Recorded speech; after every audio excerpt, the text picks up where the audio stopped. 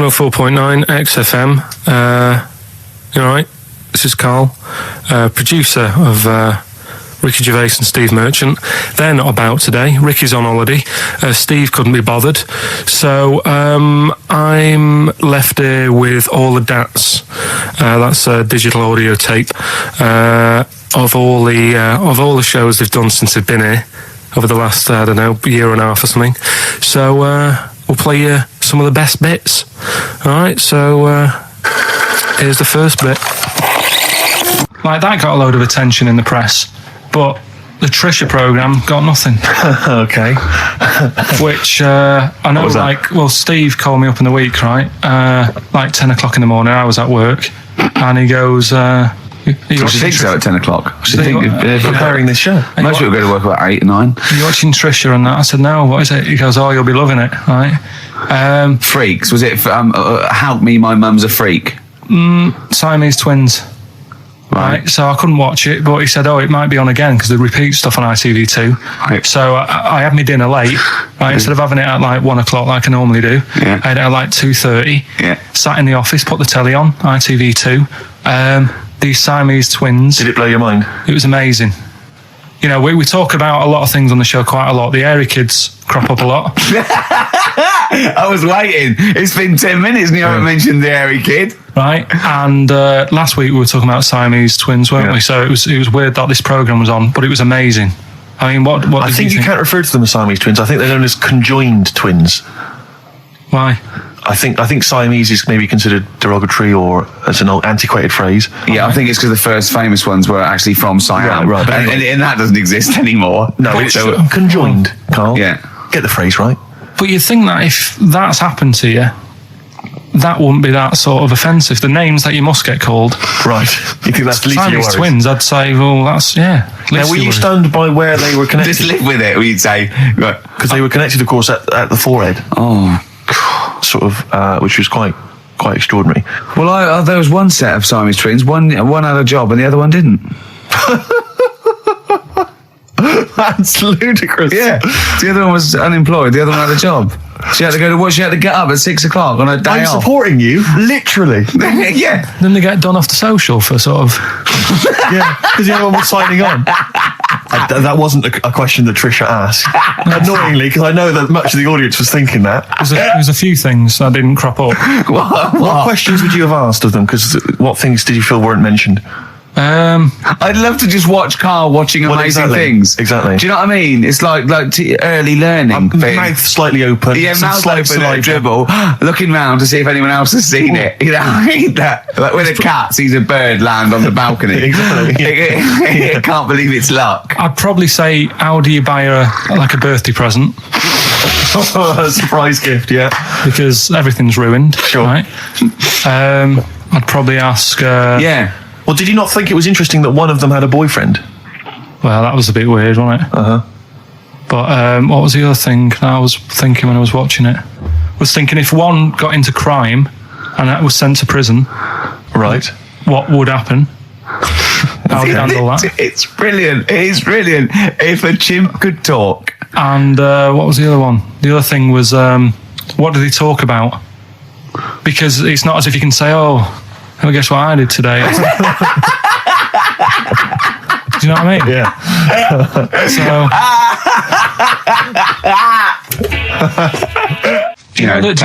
The really weird thing about all this, right?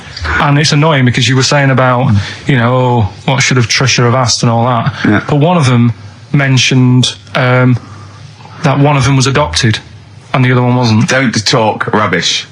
No, seriously. I didn't understand it, right? Of course you didn't. And then Trisha sort of said, well, let's have a chat. And they were like, no, don't want to go into that. What do you mean one was adopted? That's what he said. One of them... don't quiz me on it, but that's what was said. Hello there, I'm a multi-millionaire. Oh, and yeah. I've just seen your orphanage. I'd love to adopt one of your children. You'd like to adopt one? I'd love to adopt a children. I've got loads from around the world, so I'd love to adopt one. I'd give you $10,000 towards your well, we'll speed it through then, yeah. Okay. We've actually got 2 left. I only need one. I'm only interested in one.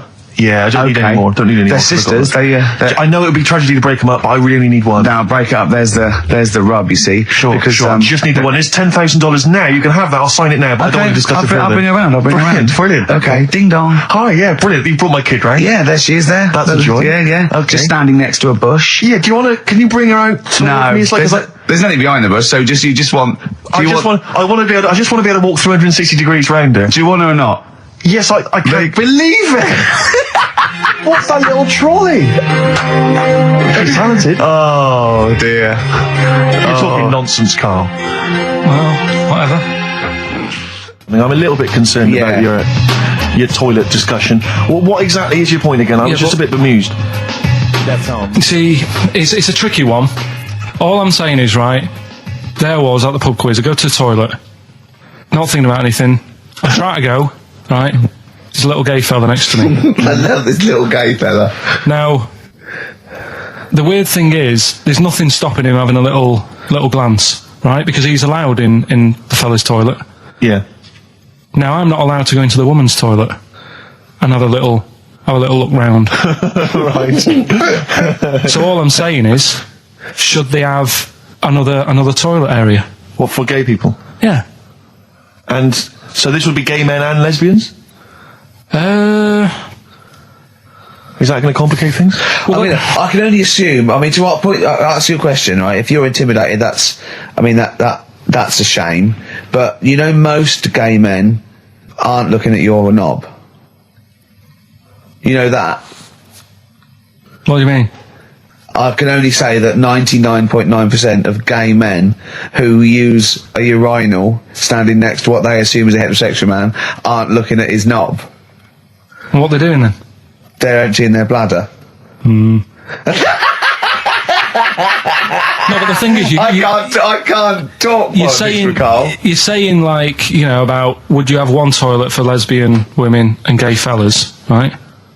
What does that mean? Would it be mixed? Would it just be? Would it have a man on one? That's heterosexual man. One little picture of a woman on the other, and then what? What would the little icon be? A man and a woman. A man and a woman. Just having a chat. Yeah. In pink and dot lines. But you couldn't mix them, because then what would happen is you'd get people who are going, I'll play up to this a bit. Or pretend to be gay. And yeah, you know, sort of grow a moustache and shave their head. And pretend to be a lesbian. Right. Yeah. So I see. So you know, people pretending to be gay so they could go in and have a look at the lesbians. Yeah. Right. So that would mean that we need 4 cubicles now, would we? Yeah. No, this is fine. 4 cubicles. So every pub How now. many toilets do we need? Every pub's now got 4 toilets. Oh, Carl, bisexuals. Yeah. Now, interesting. Bisexuals. How many toilets do we need now? Call the council. Do you use any? Huh? No. No, because they're interested in everything, aren't they? Because the little bisexual fellow will be looking at your knob. Right. With them, what you do, you just have a door. You open it, and there's one urinal there, so you can't get a queue. They have to sort of wait. I just thought that. Well, why can't there just be a thing between the urinals, so no one can look at anyone else's knob? Wait a minute. Just to go back to Ricky's point, what stops, even if we've got the toilet for gay men, what stops the gay men who want to have a look at your willy going in the regular toilet and pretending that they're straight? Most men don't wear gay across their head. Exactly. They don't have a tattoo. There's no branding yet in the British house where they have to declare. So we're going to have to expand this. So we've all got to carry identity. Do you know you can see a gay, can you? Coming a mile off. No? No, I'll just hold it in next time. No. Can you tell gay men? Do you know a gay man? I'd say probably if you did if you lined some people up and said point them out, I reckon I'd get. But hold on, we're not talking about people dressed in leather with the arse cut out and an handlebar moustache. Yeah. We're talking about the everyday non-seen. Of course. Yeah, but I mean, suppose I put you in a room and there was 10 naked men, right? Yeah. And there's 5 gay men and 5 hetero. Could you walk along that line looking at those gay? Am I naked? No, you don't have to be naked. Why would you have to be naked? To catch them out. Play a record. How would you catch them out? No, don't go into it. Don't go into it. Play a record. And then the other thing is, the one that I was reading, the world record with the fellow who's pulling a train with his teeth. Does that make any difference that he's done it with his teeth? What do you mean? Well, what difference does it make? Well, isn't it? It's quite hard to pull a train with your teeth, I imagine. Well, it's pretty hard to pull a train. All I'm saying is it because he couldn't beat the fella who's pulling it with his hands? Well, this is my point. I think there was one bloke with a record for the running backwards 100 metres was sort of like 11.5 seconds. And I was thinking, turn around, you'd probably have a really good go at that. Do you know what I mean? Yeah. It's sort of like doing a marathon with a milk bottle on your head. Take the milk bottle off and see how fast you can go, you twat. But you can just tweak it, like the fella who has done the pegs on the face, right? Yeah. His name's Gary Stretch Turner, right? Right. So you're sort of cheating already if he's got a stretchy head, right? But you are, right, you are one of the most stupid humans I've ever met. Well, get me in the book. Yeah. Right? Well, listen. So Gary Stretch Turner, right? His record is 153 pegs. Yeah. He did it again, and he only got 150 on. So he hasn't broke his own record. Right. But what I'm saying is, if he tweaked it a bit more, would that make a new record? What? Well, if he said, I've got 150 pegs on, but at the same time he's eating a burger. I see what you mean, yeah. He'd be the world record breaker for pegs and eating burgers at the same time. Yeah, just change it a bit. If you know you're not going to make it, just do something else. I'm assuming the rules are set at the beginning, Carl. That's it. That's where they say, right, you're just going to do the pegs thing. You're not going to introduce burgers halfway through, are you? Definitely not. And then they have a go. I was on one leg, not interested. How many pegs? 150. Can I just ask very briefly, I was quite interested by the family had to move because they lived on Butthole Road. Yeah, I quite like that one. I don't know if I've told you before, Rick, where I used to live. I'm not going to tell you the name of the street that I used to live on, not on air, because my parents still live there and I don't want, But I'm going to write it for you now. This is the genuine name of the street I used to live on. Just imagine when you're at school. Yeah. And like in class, for instance, in French, you've got to say, you've got to answer where you live. Yeah. J'habite, wherever. Yeah. That's the name. This is actually the name of the street we lived on. No, it's not. I swear to God. That is... Absolute right. I could phone my father now and he could confirm that for you. I swear because he doesn't want to God. And I'd say that... But listen, do you know what worries me? It's the apostrophe S. I know. Because that's blatant. Yes. Amazing, isn't it? That is incredible. Imagine how embarrassing that was. So if I look that up in the Bristol... You will find that in the Bristol A to Z. I swear to God. That is really... Why have you never told me that before? I can't believe I haven't. That's I'm still embarrassed now. Do you know, whenever I have to phone up, if I have to give that address, I always spell it instantly. Really? Like, somehow that'll hide it, that'll disguise the name. But I can't get over that.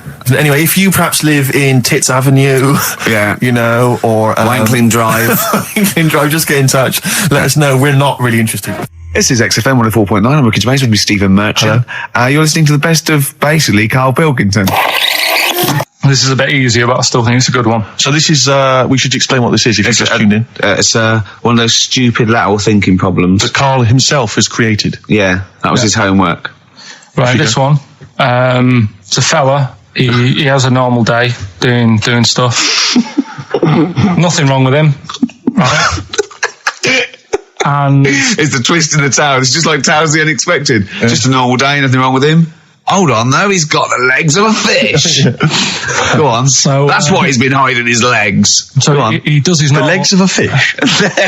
So he can't carry on. He has his working day and that, and then he gets a bit tired.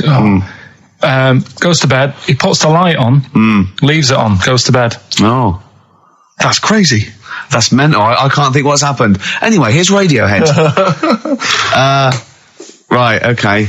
What? The question is, why does he put the light on when he's going to bed? He's had a normal day. He's come home from work. Is that right? He's come home from work, or he's not been working? Yeah, he's just been out? No, he's been working and stuff, I think. You think?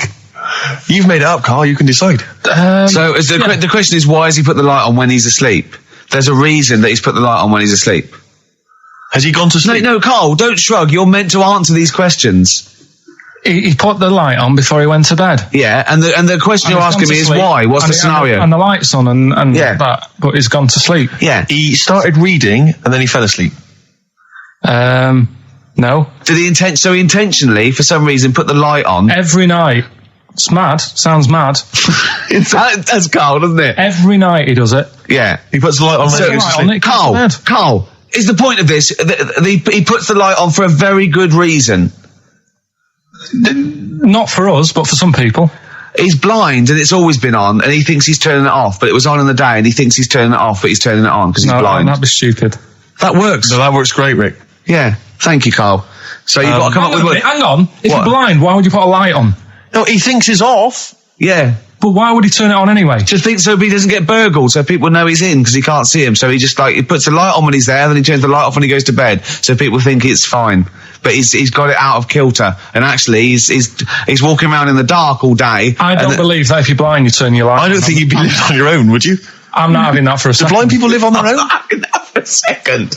Well, some people do. Lonely blind people live on their own. No, if you got bad eyes. Any even women? Are there any blind women who are living on their own? No, I mean, if you know of some blind women. 08700 800 1234. We've gone through this. If you are a blind woman with no standards and you don't care annoying voices and smell, yeah, then get in touch with you. Yeah, I mean, you've got to be within the ages of, say, 25 to 65. You know, right. Well, call it 75. You fussy all of a sudden. Yeah, go on. If you were blind, would you live in London? Because someone said yesterday there was one struggling outside in Leicester Square. And I don't understand. If you were, I mean, you know, might have been a tourist. But why come to London if you're blind? It's the worst place in the world to come if you're blind. To hear the sights. To hear the sights. It's a bit mad, isn't it? They do the same job. They have tourist needs like anyone else. Yeah. No, but it sort of stinks, and you'd go away going, "Oh, it's not that good." I just thought I thought it was a bit weird. Well, never mind your concern for the partially sighted or sight impaired people coming to London. Get on with this. Yeah. So there he is. Yeah. It's like, a bit tired. Yeah. Just put the light on. Get to bed. Yeah. So he turns the light on and he goes to bed. Yeah. Oh. Should we play a track? He's not sleeping on the job. He's a lighthouse keeper. Well done.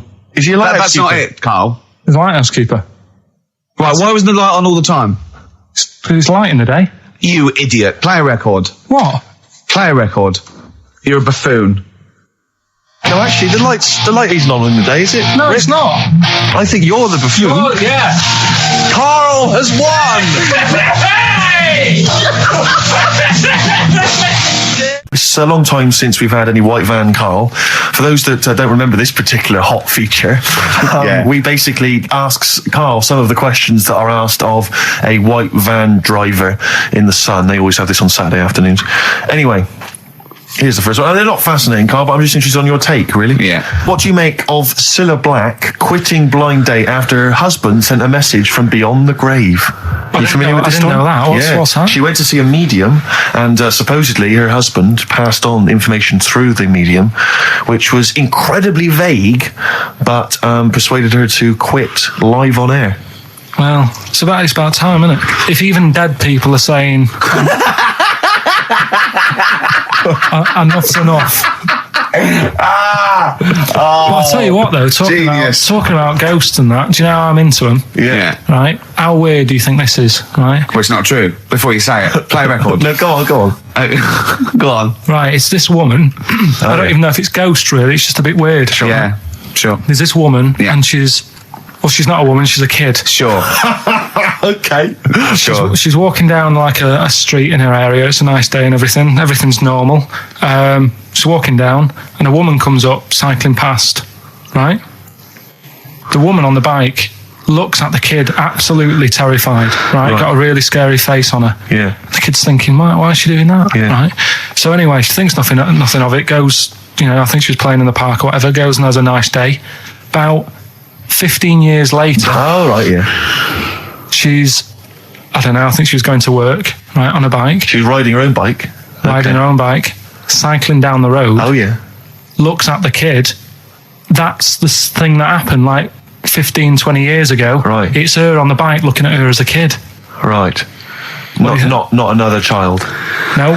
So it's her. She's seen herself. What, Carl? I mean, I don't know where to start. Firstly, where's this information come from? But I mean, why do you ever? I mean, I don't know what part of that you think can be true. I'm honest. I'm speechless. I don't know what to say. What are you talking about? Bit weird, don't it? But it's not true. It didn't happen. Nothing happened like that. She said it did. Well, then she's wrong. Who? She said she saw herself. She saw herself as a kid, didn't she? Did she carry on riding and as an pub? adult when she was a kid. Did she stop and talk to herself, or did she ride on by and think that's a bit weird? There's me as an 8-year-old. I won't stop. I'll be late for work. yeah. If I'm late again, the boss said he'd be in trouble. Yeah. Oh. Well, And where is this information? Did it happen to someone you know? No. You overheard it on the bus? No, it was in the 14 Times. Ah, right. Well, Okay. that's the answer. Good. We've got Okay. to the bottom of that. Right, good. Well, Carl, what are your thoughts? Why have you stuck it out here? Nothing better coming in, I thought. Well, I'll tell you why, because you're always on holiday. You don't do a lot. You get paid, well, doesn't he, really? He's a moany. He doesn't try and get on at all. He doesn't deal with people. He moans about everything. And, so he's... I'm alright, I've got my own little room and that. Yeah. Like a cage. It is like a cage, isn't it? And he can shut the door. If people walk past, he goes, shut the door. He doesn't want them looking in. He's like a miserable old chimp. We noticed today how much he's simian, isn't It's he? very strange, actually. We maybe should try and get a picture on the website, because Carl's arms are particularly chimp-like. It's very, very strange. Because he's got that he's got long downy hair. It's And not the like... long extended knuckles. Yeah, and his totally round face that sort of the chin goes back and the dome of his cranium. I think, quite seriously, I know we sort of share about 98.5% of our genetic material with bonobos and chimpanzees, but I think he's got a little bit more. Yeah. I honestly think he's a little bit of a throwback. Just his line, they just kept to this sort of really the ugliest one in the cave and the tree, and he really didn't come out of it. I'm not saying you are, I don't think you are. Yeah, you're chimp-like. No, it does annoy me. My hair annoys me on my body and that. Because I've got like hair on me little toes and that. Have you? Then on the legs. Would you see your little toes? Can you pick things up with them? I never tried. Okay. Well, that's the finale of this week's show. We're going to see if he can play a record and put the fader up From a tyre, while swinging in a tyre. Just using his hairy toes. Yeah. I've sort of got hair all the way, but then it just runs out where it should be. On the top of your head. Top of your head. It's just- And is this part of the reason why you're always uncomfortable about, being nude or around naked people? Is that partly the reason, do you think, because you look so grotesque? Well, when I'm on holiday, I don't really like wandering about without a top on unless, like, it's a quiet beach or whatever. Sure. So what would you normally wear? Need. I just have like a nice sort of light, summery, sort of linen shirt, maybe, just a few top buttons open. Yeah. But I don't like... The naked body isn't that nice anyway, is it? You know what I mean? Whatever it is, if you're a cat and you're shaved, you don't look that nice. Do you know what I mean? But with I think you'll find a cat is naked even with its fur on. Cats don't wear clothes. No, but what I mean is, a bald cat isn't that good. You know, it does me head in that I'm bald. I'm not, I wish if I could have hair, it would be nice, but that's life. Would you prefer animals to wear clothes like Mickey Mouse does? Or Goofy? You know that I don't like nudist and all that. We've done it. But don't you think sometimes you could sort of like maybe fancify a little bit, like if there was such a thing as an ape salon, and there isn't, Carl. There isn't, right? Would you give a orangutan a trim, maybe sort of his hair? Because some of those look like they're going bald, but they've got a comb over, They don't should they? just have a shave. When it's like that. That's what I did. Just take it back. And the underarms as well. Yeah, they've really got a lot of underarm hair. Even the women ones. Really? Yeah. That's disgusting. I know. I don't even know why they breed. I don't know how they get they laid, some of those horrible old hairy ginger orangutans. Yeah, they are particularly grim, some of those. I know, yeah. The big ones. I know. Ginger ones. Yeah. You can't be happy, can they? What is that? Where did that happen, the ginger thing? Why do people give them, like, a hard time and that? Well, you just gave them a hard time then, so why did you do it? You were just buying in, were you, to people do sort of give... I don't understand why, but ginger people get quite a bit of stick, and I've never understood it. No, it's just, I don't know why. They do, though, don't they? I don't know, it might be historical, it might have been because, I'm sure they don't everywhere in the world, I'm sure it's probably... Oh, they are, they're always... I've said to you about even, like, ginger cats are always fat, because they He's sort of sick of it, probably. Wait. Ginger cats, what do you mean? When you see a ginger cat, they've been eating because they're upset. They're fed up and they've been bullied. You never see like a thin, happy ginger cat running about. It's always overweight and looking a bit fed up. It's just a good point, isn't it? I wouldn't say it's a good point, Carl. It's a point. So last week, the Chinese don't age well. Now, anything ginger, including cats, are sick of it. No, but I'm just saying... Are you ginger? Would you like to take issue with any of Carl's points? 83 XFM is the text. You can text us. Maybe you've seen a thin ginger cat. I'm not having a go, though. That's what I'm saying. I'm just saying it's weird how people give him a hard time. And it's if I could have hair, I'd go for ginger hair rather than being bald. Really?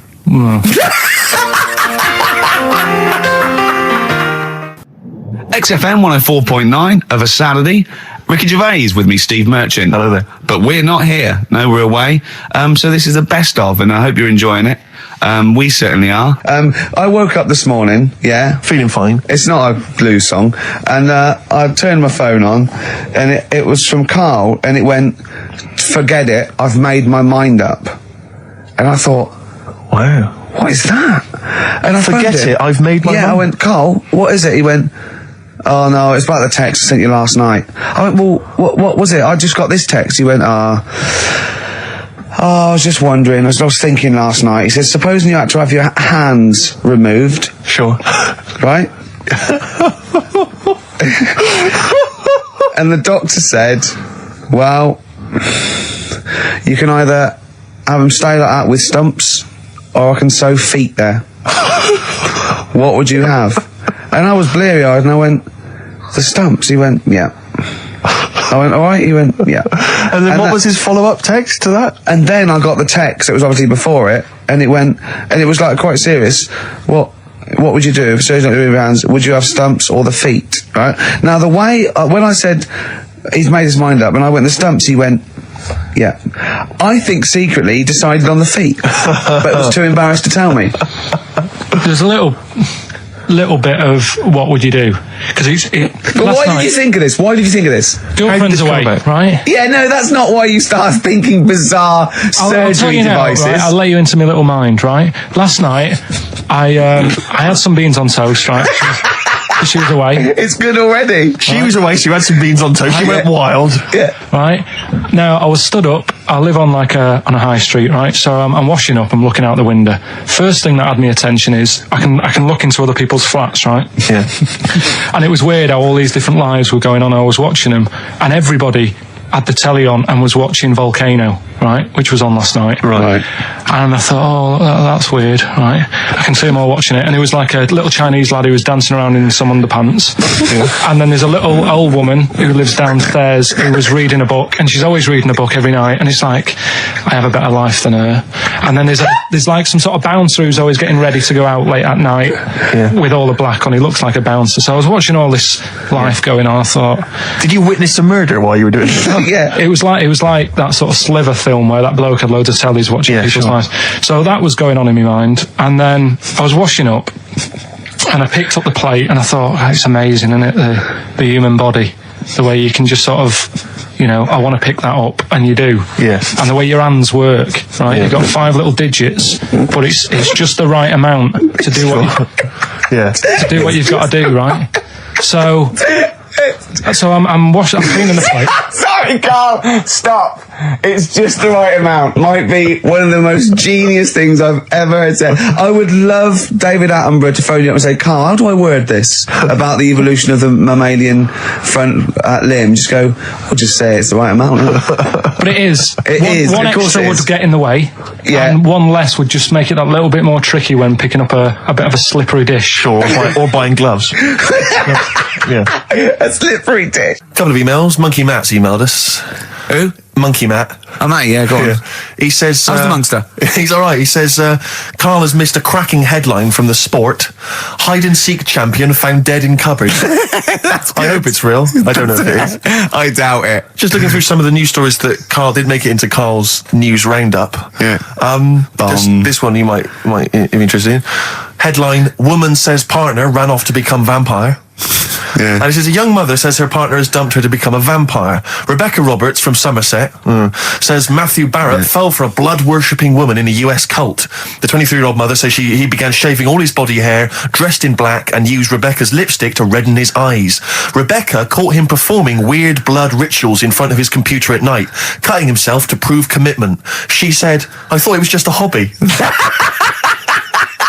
Everyone's got a right to one. I was pleased he'd found an interest. Brilliant. This is apparently from The Sun. Apparently he's left. He's gone to America. He's living in this Ohio-based cult.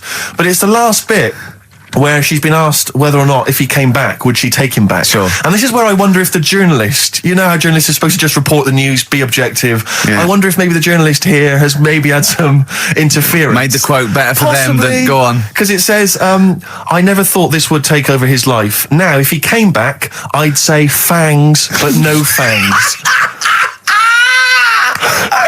Oh dear! I can't believe. Imagine you're the woman, Rick. Okay. And I've come round. You're the journalist. I'm the journalist, and I've come in and I've said, I can't read about this. All I have to do is not say that thing. You've come. I understand you're obviously quite upset. Your husband's gone gutted.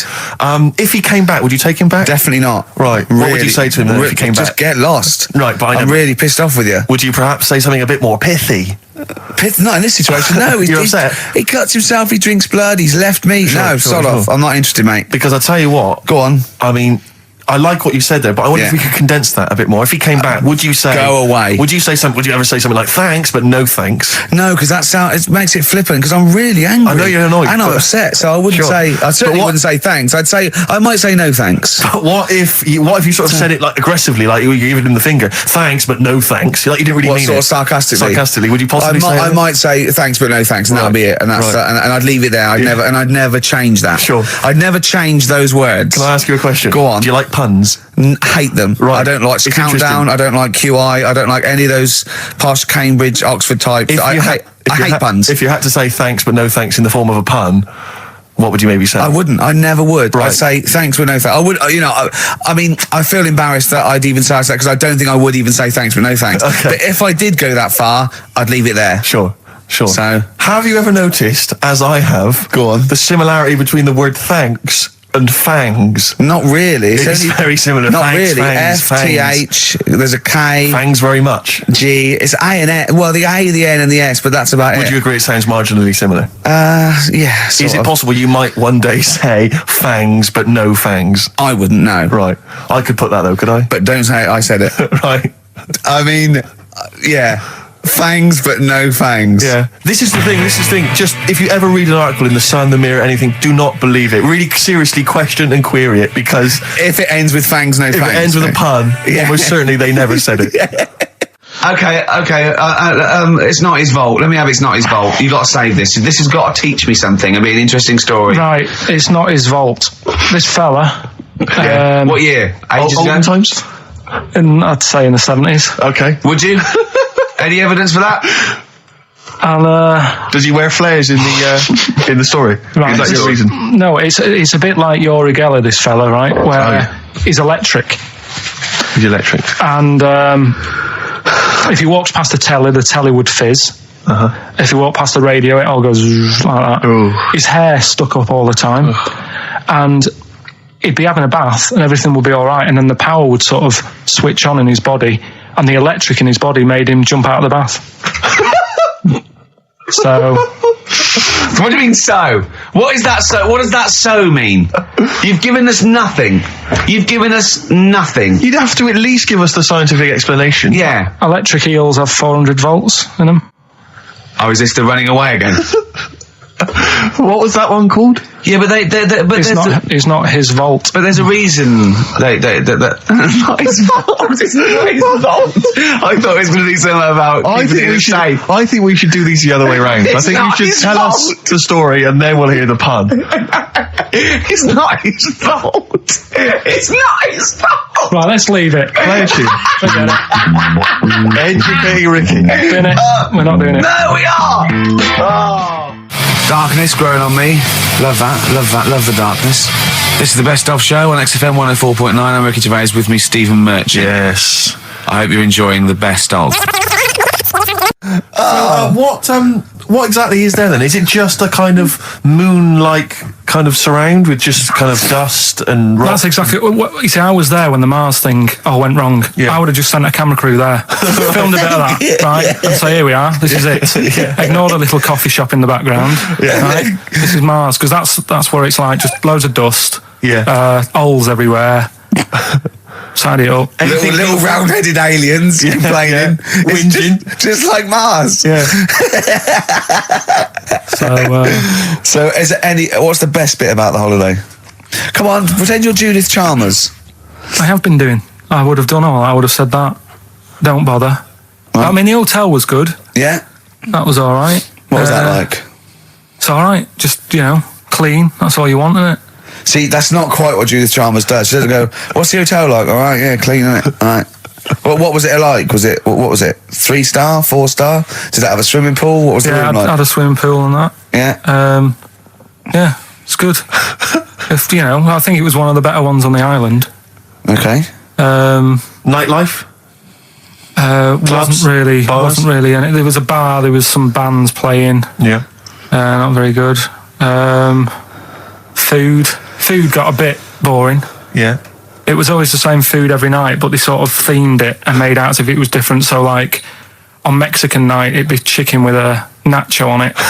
Right. And Chinese night, sort of chicken with a little prawn cracker on it and stuff. Sure. But that got a bit boring. That's me just turning on my phone because I want to read to you a text that I got from Karl.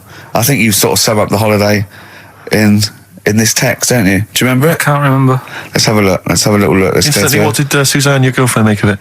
Similar view to you, that they should fill in the holes? Yeah, it's just that thing, you see, I went on a coach trip, right? And you go and see the volcanoes. Like I say, there's 36 of them. Yeah.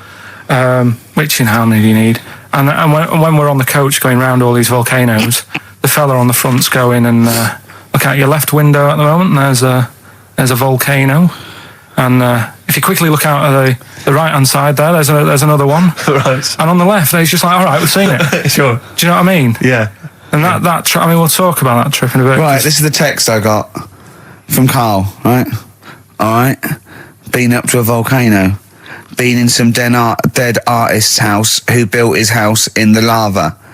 They said they would show me science with volcanoes, but all they did was chuck some water in a hole and it shot up in the air. No dwarves in the canteen, no scousers here, but there is a Swede woman with a big head. She looks effing gormless with a cap on.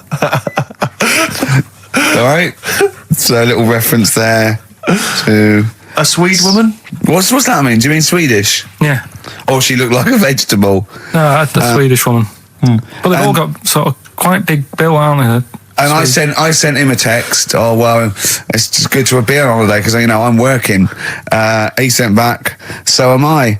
Just been watching Sky News. There is a school for monkeys who want to get a band together. Is that monkey news for later?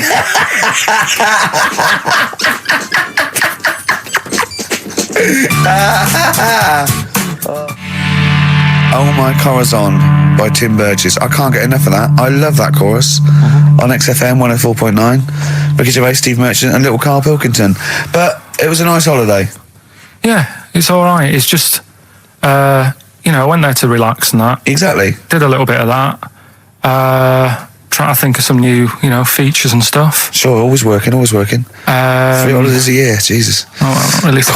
Two. It's all one big sort of like work thing to me and Steve. 2 holidays, isn't it? Work hard, you need the holidays. So, yeah, the things that annoyed me was like, you get bored, sat around the pool after a couple of days. I'd read my book. Yeah. There wasn't much going on the... Not even any crabs to throw sand at, was there? No crabs or anything. They wouldn't bother with Lanzarote, right? So decided to go on a little trip. That's when I saw the volcanoes and that, 36 of them. So we go on the trip, and the thing that annoys me, it does happen every holiday that you go on. If you go on a sort of a package thing, they have these trips, right? And you pay about 40 odd quid and they give you some wine to sort of make it feel like you're getting your money's worth. But how many of these trips have you been on then? Loads. Probably about 12. More holidays than I've had. Go on. So anyway, so you're on the coach, right? And they take you for the volcanoes. They took us in the middle of nowhere. Yeah. Right. There's nothing else round there. Sure. It's like I say, it's like Mars, but with holes in the ground. Yeah. Right. And they sort of drop you off, and they go, right, everybody, see you back here in an hour. There's loads of volcanoes for you to look at, and a coffee shop over there. And you know for a fact, right, you don't need an hour there. You could just say, well, just keep the engine running because I'll have a look in this hole, we'll get back on, give us 5 minutes. Don't need an hour. Absolutely. Yeah. But you know that they've got something going. It's a backhander, definitely. What, with the coffee shop? Definitely, yeah. They go there and they get everyone to have an ice cream and a coffee, and they sit down, have a fag, talking to the bloke. Yeah, and it's like, cousin. Yeah. How much was the coffee? Was it probably about €3 each euro? So I think it was $3.50. Sure. Yeah. Which is, I don't know what, that's about £2.50. Yeah, they've stitched you up. Well, it's like those people who, those cab drivers that you'll meet at sort of 3 a.m. who've just got a car. Yeah. And just went out with a car. Yeah. And just, I'll pick people up and charge them. Yeah. I got in one once. I said to him, the guy just pulled up. I said, he said, I was in like East London. I'm going back to North London. I said, going to Swiss Cottage. He went, sure, hop in. We set off. He went, do you know the way? I said, well, not really, no. I thought you'd know the way. You're in a cabbie. And he went, no, don't really know the way there. I said, have you got an A to Z? He went, no. I thought, well, if you're going to go out just on the, just winging it as a cab driver, two things, take a map and a torch. He didn't have either. He said, well, I'll probably get to Camden. I said, right, I'll direct you from there. Drove on for about 5 minutes, making conversation. About 5 minutes later, he went, do you know the way to Camden? I thought you knew the way to Camden. I don't really know the way. I thought I did. Oh, it was let me out. £4. Exactly. And that's, I don't know who's got that sort of time on their hands that they just think it's 3 a.m. I'm at a loose end. I think I'll go out doing a bit of cabbing. Wow. Yeah. Because your dad was a cabbie, wasn't it? Yeah, he was. Yeah, couldn't stand it, but it's good money. He was he wasn't like a chancer though. What was he doing when he put that little Forrest Gump in a wheelie bin? That was part of the cab company thing. They had to do like a charity event once a year, and he did it 1 year. Never asked him again. Tell us the story again. I'd rather not because we got a few sort of complaints about it. Why? Why did you get complaints about it? Because he put a kid in a bin, and it's not the thing to do. So, but we could use it as a sort of sobering lesson for people. Yeah, tell it like a you shouldn't do it. Nah, but that's how I did it last time. But people still didn't like it. All the stuff I tell you, we don't take the mickey out of people on purpose. No. It's real life, isn't it? And that goes on in life. Yeah. My dad was saying that in hospital, though. Do you know how he was in hospital? Yeah. He did some jokes about old people and that. And he said, at the end of the day, if something makes you laugh, it's funny. And if it makes you laugh, you can't help laughing, can you? Do you know what I mean? So, what are you meant to do? And laughing's good for you. Yeah. So... But being laughed at isn't as good for you, is it? No, but there's probably more people laughing at one person. So if you balance it out, there's only one person who's upset and there's a bunch of people laughing. So it's genius. Give me an example of that. Give me an example. Well, for instance, Karl Pilkington as he talks and the people listening. Yeah. No, give me an example of I can't because again, that's what I'm saying. I can't tell you the story because there might be someone out there who. This person might even be listening and think, I forgot about that and you brought it all back to me. So I'd prefer to leave it, but I think people know... Why did he put him in the bin in the first place? Because he was getting out of hand. What was he doing though? You see, I can't explain. You can, don't be silly. I prefer to leave it, honestly. What was he doing? Was he annoying him? He was annoying my dad and the other people in the cab. Right. And he thought, how can I deal with this before it gets too out of hand? Yeah. He pulled over and put the lad in a wheelie bin. I'm going to burst. So we'll leave that. So then I was thinking, imagine like going to the doctors and he's saying, yeah, everything's all right, your heart's good and everything, but... Your heart's good? What, your Larry's or... Yeah, your heart, you're in good form and whatever, It's good news, I had Giano in earlier, he's not looking good. Yeah. But you're all right, but your hands need to come off. Right. Blimey. That's bad. Like, I get a second opinion initially.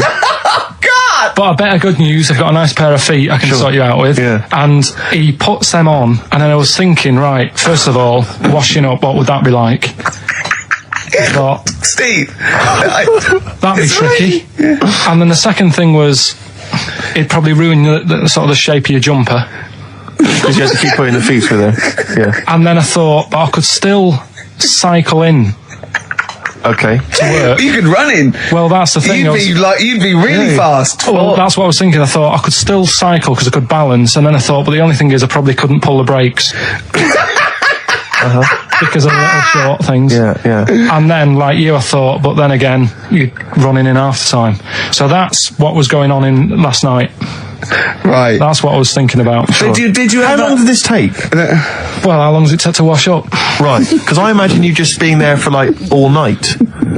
Probably 25 minutes. How long did the little Chinese fella dance for in his pants? He's always doing it. Last night he was at it for like 10 minutes. Yeah. And his girlfriend never sits in the same room as him. She's always sat in the bedroom. She's going, you dance in pants again, I go in next door. Well, she was in the bedroom. She's always in the bedroom, sat on the floor, on the mobile phone. Right. All the time, yeah. It's weird how people's lives are just like, it is like that Groundhog Day thing. It's like, he's jumping about in his underpants. The old woman's sat there reading a book. Yeah. And that's what got me thinking about my life. Do you think she ever Are goes... you sure she's not dead?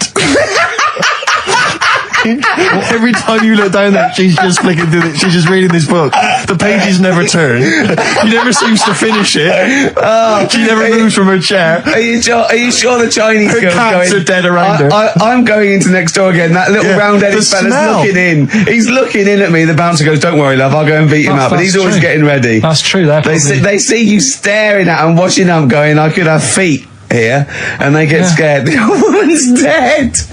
Oh, Carl, dear. can you tell us roughly which neighbourhood you live in, so that we know? It's central. Central, is it? Yeah. Wow, imagine if that little... Was he a Chinese fella, did you say? Yeah. Imagine if he was listening now. I'd love him to call in and explain his actions. Well, he might be on some other radio station talking about a lad who's always washing up and looking at his hands in a mysterious way. But do we have this doctor that would go, "Well, all right, Carl, you can either leave them as stumps or I've got a little pair of feet." Why? I told Jane this, and Jane went, "Is that the only choice?" He could say, "Could I have some dead man's hands?" Have you got any? Where do you get the feet from? Where do you get the feet from? Can I have? What would you rather have then? Human feet or monkey paws? Well, I mean, that wasn't an option last night. That if the doctors said... No, it wasn't an option last night, but don't forget, it's in your head, Carl. This didn't happen. I'm just saying, at the time, that's all the doctor had to offer. But it's your head, you can go anywhere. No, it wasn't a real doctor to offer. It's in your head, you can go anywhere. You're not trapped. Yeah, but if you can do anything, then you'd say, we'll sort us out some other hands. Fair point. Let's play record. We gotta come back to this. Chumbawamba. Well, what kind of... Uneasy listening. Yes! I bet it was from the Chumbas. Are they still cracking on? Are they? Because they used to live in a squat. They've done about 400 albums, them and the Levellers. Yeah. Who's the best, Chumbawamba or the Levellers? So, good question. Thanks for asking that. Yeah. What's the telephone number, Claire? It's 08700 800 1234. Or you can email ricky.gervais@xfm.co.uk. Worst album titles ever. It's like real radio, It's isn't just like Chris Moyles. it? It is, isn't it? Exactly. Oh. We got the big fat guys on the telly. Yeah. And would his kind of cheeky sidekick. And my Comedy Dave. You're almost as funny as Moyles. Fingers crossed one day.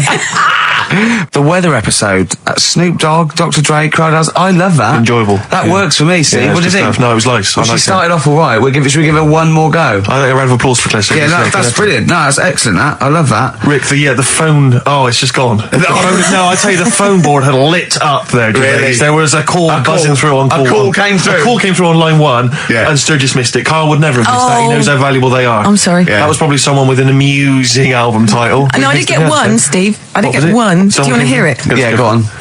Okay, this is from Al, who says, what about this? H to H-E, who am the only one. Sorry, H To H-E, H-E. who am the only one. I don't know what it means. No. Van de Graaff generator. Oh, well, no wonder. That's the thing that one of those things at the museum that you wind up and you touch and it makes your hair stand on end. Yeah. That's the scientific thing, isn't it? Sure. I've given up, Steve. Yeah, no, Do you know, I that didn't really make me laugh either. I'll be so- honest, I'm thinking that the whole kind of amusing album titles thing we should abandon. I thought that as I said it. To be honest with you, I thought it was easier than this. I mean, Chris Moyles makes it work, that kind of crazy comedy let's try radio magic, but obviously and I don't think our listeners are into that stuff. I just don't think they can be bothered to get to the phone. I don't think a lot of them are able. I think a lot of them are, Do you remember when we spent about 3 hours trying to get to the Chris Moyles show? I vaguely, yeah. What was He was doing this competition, and it was song titles with about golf, like so you go like Drive, the Cars, and that, and I was getting so excited. I wanted to phone up and go, Duran, golfy, golf, and I just thought, it might have lasted. Oh God, Yeah, it probably cost me about £30 just to ruin Chris Moyles' competition. Yeah. And that was a long time ago. Yeah, those were the Before I days. realised- When we realised, he was a great talent and one to watch. Yeah. Before we'd enjoyed his new TV show. But anyway, let's not. No, that's slag cheap. other people It's off. cheap. It's cheap. Yeah. Anyway, what should we talk about now then? Because that all went well. No, I mean that's 20 minutes. That's 20 minutes done, and we've nailed amusing album titles. We've done that. That's fine. So we need a new gimmick now. I'll tell you what. You got something, you got something, wait. You know when you go out, you take an umbrella out. leave the house, you got an umbrella. You got an umbrella, right? Yeah. And it's a really sunny day. Yeah. And then you come out and you go, Oh, we can't bother with that because it's in the way. But then, right, imagine when you go out, right? It's raining. No. You go out without an umbrella. Okay. And then it rains. What's going on there? Oh, Isn't that weird, isn't it? We've all been there. So We've all phone been if there. you've got like funny, weird observations of things that happen like that. Yeah, stuff like that about umbrellas or any kind of sort of accessory or hats. Give the number out again, Claire. This is going to be brilliant. This is going to be great. Take this one. Take this one. 700 800 1234. Just comedy observations. Yeah, and stuff things you that thought of. Wacky stuff you thought of. Just tell us what stuff you come up with. Get the Sony people on the phone. This is dynamite. There's so many people listening who don't know who the banana splits are. The banana splits. Banana splits. So, right. Listen, yes, they know the banana splits are, and even people under 20 know them. Snork, Fleagle, Drooper. Who was the other one? If you can remember the name of that. What's the number? Because I actually want to know this. This is what radio's for. When I can't think of something, they tell me. Yeah. So which It's one have you got? 08700 Fleagle, 800 1234. Drooper and Snork. I've no idea. Fleagle, Drooper and Snork. Drooper and Snork. Fleagle. Bingo!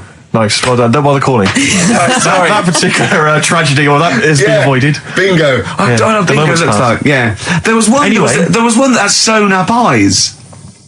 Drooper, I think. Sorry, go on. No, anyway, my point was this. Go on. Pink. I can't be bothered. No, really? I can't be bothered. I think we can play that new one by Pink. You 'cause it's cannot play Pink. Why? Because it's too poppy. They just won't allow Pink on XFM. They what? They will not allow Pink on XFM. They what? Wait a minute, that's red rag to a bull. Someone's telling you that you can do something. That's crazy. Right, let's also get the new Justin Timberlake single. The thing is, Ricky, you're going to have to nip down and have a word with Foxy because we haven't got it up here. Really? Yeah. I'd love he'll to. have it. Can't you call someone at Capital Radio? Well, yeah. What's that one by Busted? That's what I go to school for. What about Abs? Dynamite. Abs, the new one from Abs. Dynamite. Yeah. Well, play a record and we'll discuss this Pink thing. Do you want a bit of Cat? Oh, Cat Stevens. Yeah, Yeah, bit of Cat's that. full of four. This is Sittings. Lovely. Piano and everything, isn't it? Oh, this was the tune we were originally going to use as the theme music for TV's The Office. That starts again on Monday, I think. Just play it. I wish people had to wear hats now. I can I love off because hats. my shape and size. I look like Bertie Bassett, whereas you look Basil Rathbone. I'd look pretty good at all sort of you'd cut a Christopher good- Lee. yeah. Wow, you would. Because I'd sweep into a room. I know. Bellow Yeah, see, behind me. I think you look like. And don't get this wrong. Don't take this wrong. Right, we're mates. I think you look like a freak with a cape on. Okay. So- all right. Well. And at which point would you take it one step further and add the Deerstalker, and go the whole Sherlock Holmes? So I'd have the cape, the pipe, the Deerstalker, and Yeah. I'd solve crimes. It'd be great. It'd look like some sort You of. could be my fat companion. I could be. What? I'd sort of like get padding and stuff.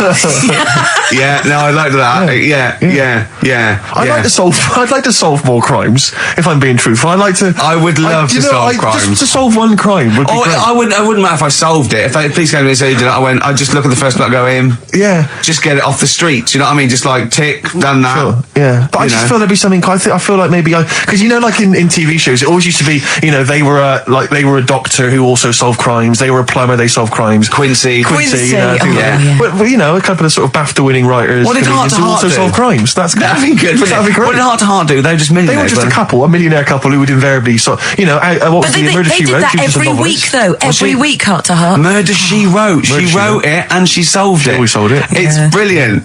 Murder, She Did wouldn't have been such a good sort of thing. No.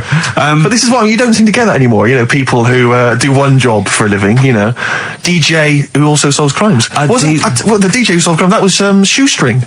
Was he a DJ? Yeah. He was a Eddie private Shoestring ear, wasn't he? He was a private DJ who's ear also a on the private eye. radio. Is that what was that the thing they did? Not private eye, private ear. Is that what they said? Yeah. And how did he solve it? He worked out clues Yeah. for call-ins and stuff. Yeah. No, he used to leave the building. He didn't just sit there and play records and then try and guess. That's great. Give us a call on the usual number if you've got any idea who murdered. No, it's Snitch Hour. Got a letter here. Who reckons she knows? I know a lot of my friends are big fans of Midnight Caller. Do you remember Midnight Caller? Was he a DJ who solved crimes? Yeah, it was one of those late night things in America, wasn't it? But was he a DJ? He solved crimes, didn't he? I don't know if he'd solved crimes or just solved... If you've ever solved a crime, email us. puzzles. He had one of those puzzler books. Weren't you on the front cover of Puzzler once? One of those things you get. Weren't you? Puzzler. Were you? Was I?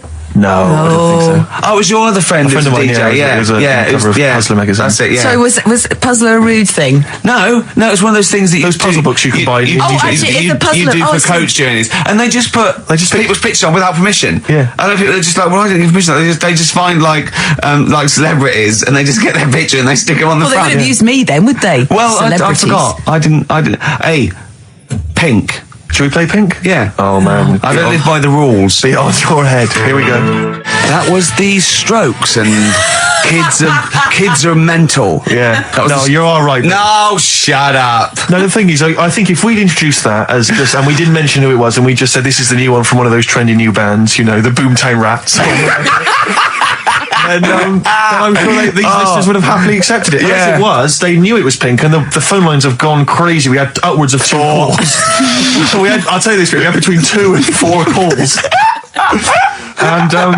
And they've not enjoyed it. Why They've do not we enjoyed do it. this show? They've We not don't enjoyed need to do this show. Because you love us. We could be on Radio 1. Oh, man, I like we it. could be on Radio 2, probably. Yeah. I don't know. Virgin, I think, called once. Ages Someone ago. just emailed, they just said, Pink sounds like Run for the Sun by Bucks Fizz. I can see what they're thinking. What do they want then? Well, yes. Okay, what's the phone number again? You know what people like? I never understand who phones a radio. Who tries? It took us like 2 hours to fail to get through to Chris Moyles. People phone radio stations. Can you please play the new one by The Strokes? You just buy it, or you'll have the album. Why have you got to hear it on the radio? What difference does that make? Some guy talks at the end and the beginning of it. Yeah. Partially ruins the song. I can't understand who phones up for a request. We're really alienating our listeners Yeah. now, aren't we? Nice We're going, we don't care what you think, go and buy it. We're going to play what we want and we don't care. Yeah. I mean, we're not being particularly funny or interesting. We haven't even got that to fall back on. I'll tell you what it is, Rick, arrogance. Laziness. When you've got a hit TV show on your hand and you've won the awards and you're making the kind of money that you are at those massive corporate gigs, Yeah. where they're paying you thousands of pounds to turn up for 10 minutes. You don't need this. I mean, Steve, don't you get that then? I'm afraid I don't, Claire. we carved it up early on that Steve would not be making the sort of money that I would. Yes. And he shook on that. That was written contractually. Yeah. So I think. So you did shake on that? Oh, yeah, yes. it would be horrible to go back. I don't think he realised quite the difference. Yeah. But the you know, huge success. I don't think he'd want me to Welsh on it. Right. I don't think he'd be happy with himself if I Yeah. gave him any. I couldn't live with myself if you gave me some of that cash. Well, what should we play then? What should we play? Should Can we play just the save Strokes it or by something? playing the Strokes? Yeah, go on then. That's Okay. Oh, thank God for that. There's an email here from Davey Look, it's Monroe. lit up. No, wait a minute. Look at that. Oh my They've God! gone mad. They answer it. Put them live. Oh. They might know the answer. Hang on. We'll give them some. We'll give them some CD. How do you put it live? Why do you figure that out? Let me just read this email. Go on. If you're having to play, it says here, if you're having to play extra ad breaks and 8-minute long songs, it just goes to show who provides all the material for that radio show of yours. Did Karl secretly write The Office as well? And I think to myself, it's like, what do you want from us? Just see if someone's on the The phone. most incredible rock and roll tunes ever laid down on vinyl, and you're whinging. I know. Because you'd rather have our inane banter. What kind of a person are you? No, they'd rather have Karl's inane banter. Clearly. Don't big your I've roll just- up. They no, don't no. want that at all, Steve. I've just had a phone call from a very nice girl saying, "Where's Karl?" I said, "Well, he's back next week. What's wrong with me?" She went, "No, you're lovely, Claire." She said, "But Karl calms the other two down." Sure. Really? Can we just see if someone's on the phone? Is Yeah, go anyone on there? then. Right, what are we going to give him? We're going to give him some got nothing. CDs or We're something. running on Well, it. we'll take the name. Right. Anyone there? Hello? Hello? Oh, God, there's someone there. Oh, I've got to put my headphones on. Oh, haven't hang I? on. Oh, What was the lyric again? Stay Rick? there, please. All right. It's on America's tortured brow that Mickey Mouse has grown up a cow.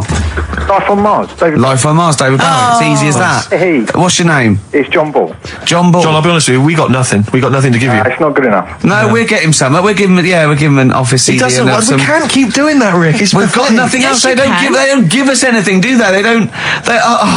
It's no wonder we get into the building. No one's know, around I know. on Saturdays. No one cares. Office DVD. Yeah, What would okay. you really like, though, if you could have anything? Yeah, Office DVD. See? There you enough, go. fair Brilliant. Okay. Stay on the line, mate, and I'll get you details. Okay. Excellent. That was a competition we did. That was like real radio. Well done. It was like real radio. Now we've got to play David Bowie, haven't we? That's what they Calm do. down, Rick, I can see what you mean. No, but Foxy would have it Well, you're lined up. Rick, you're going to have a heart attack. Am I? Live on air. I mean, Yeah. it's dramatic radio, and that's Sony Award winning. I know that. Any kind of, I seem to remember when Tony Blackburn had his breakdown on there. I think, did he win awards for that? I mean, it was pretty impressive Probably. stuff. It was pretty intense. Yeah, what breakdown Yeah, award? have a breakdown, yeah. Excellent.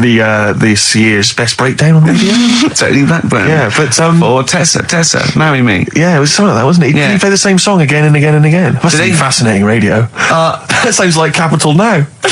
Oh, it's that satire. High five. Is that nice We've one? done there. Oh, well done. Well done. Are we owned by Capital? You've We are, got, aren't we? yeah. Remember what happened last time? Sure.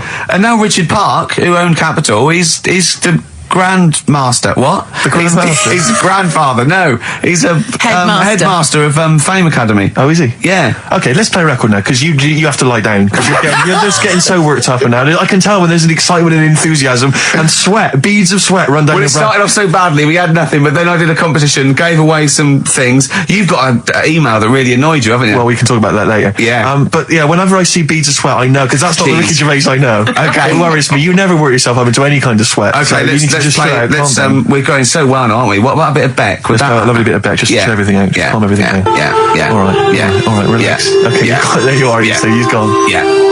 Yeah. Tell them about that email you just Well, got. this guy- Right, I got to tell I nearly said the fans.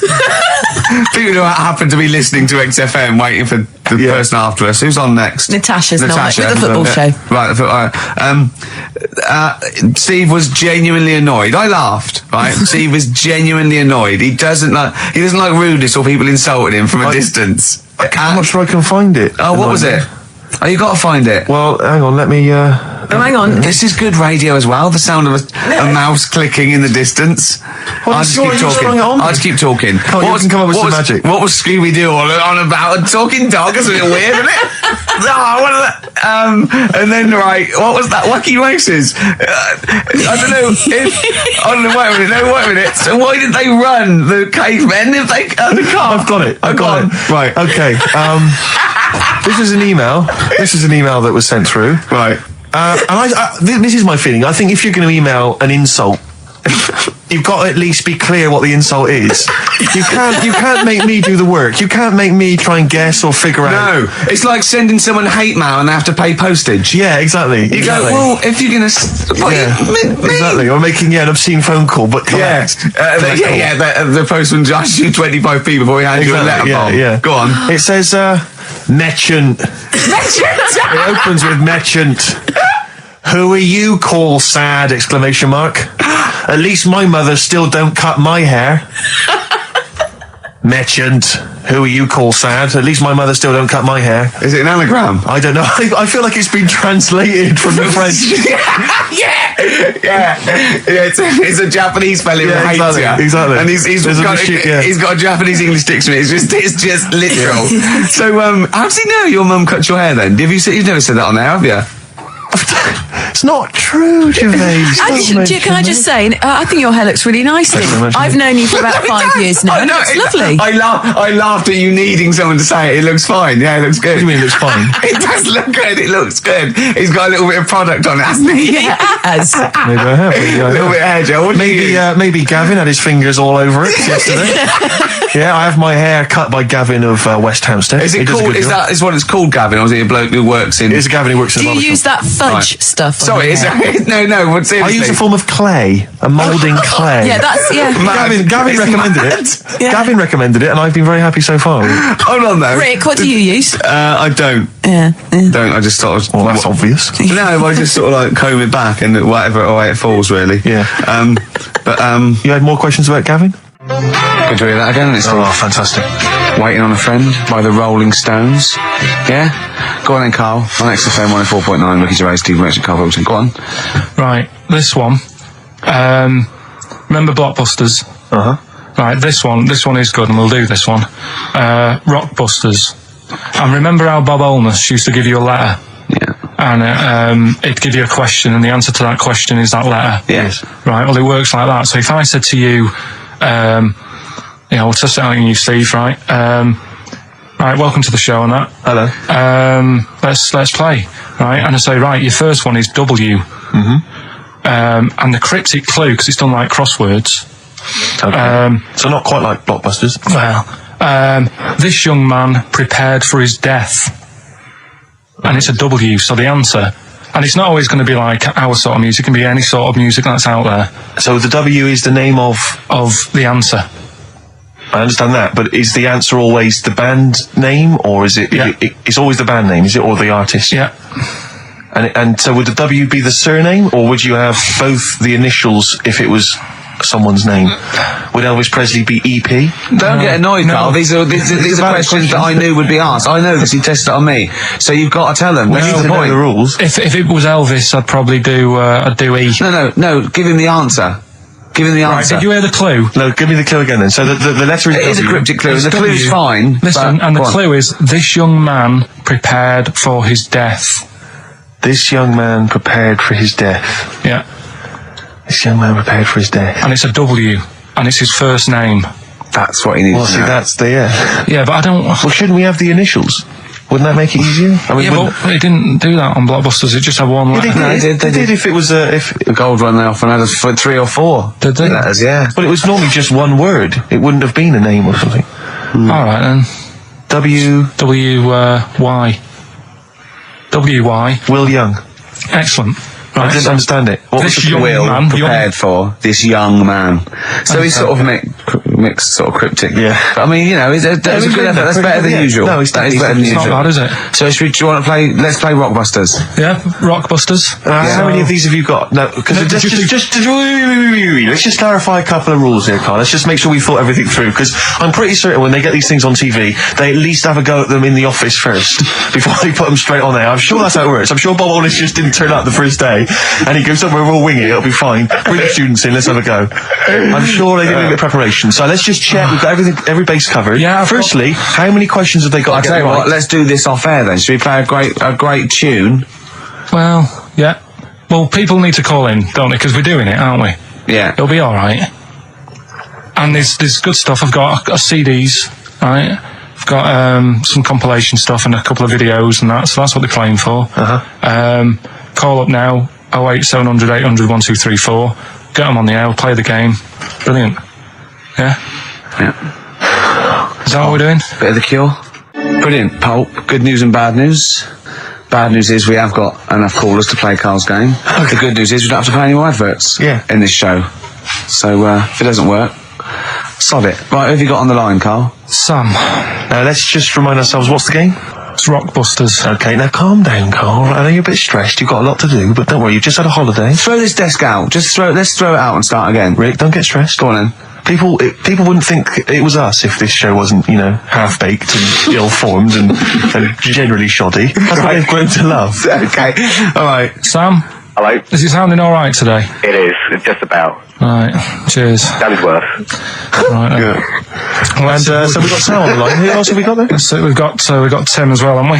Hi there. All right, Tim. Tim and Sam. Right, You sound quite similar, lads. Could one of you affect an accent or something?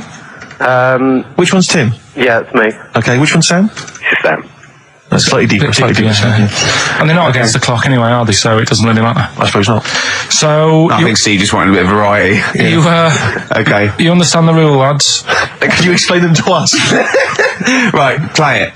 Okay. Hang on, wait. Well, let me explain, because I mean, life is too short. Now, Carl's going to read out, say 3 clues, yeah, and just shout your own name and answer it, or shout the answer. Shout your own name, then the answer if you know it. And it's the person who gets the most right.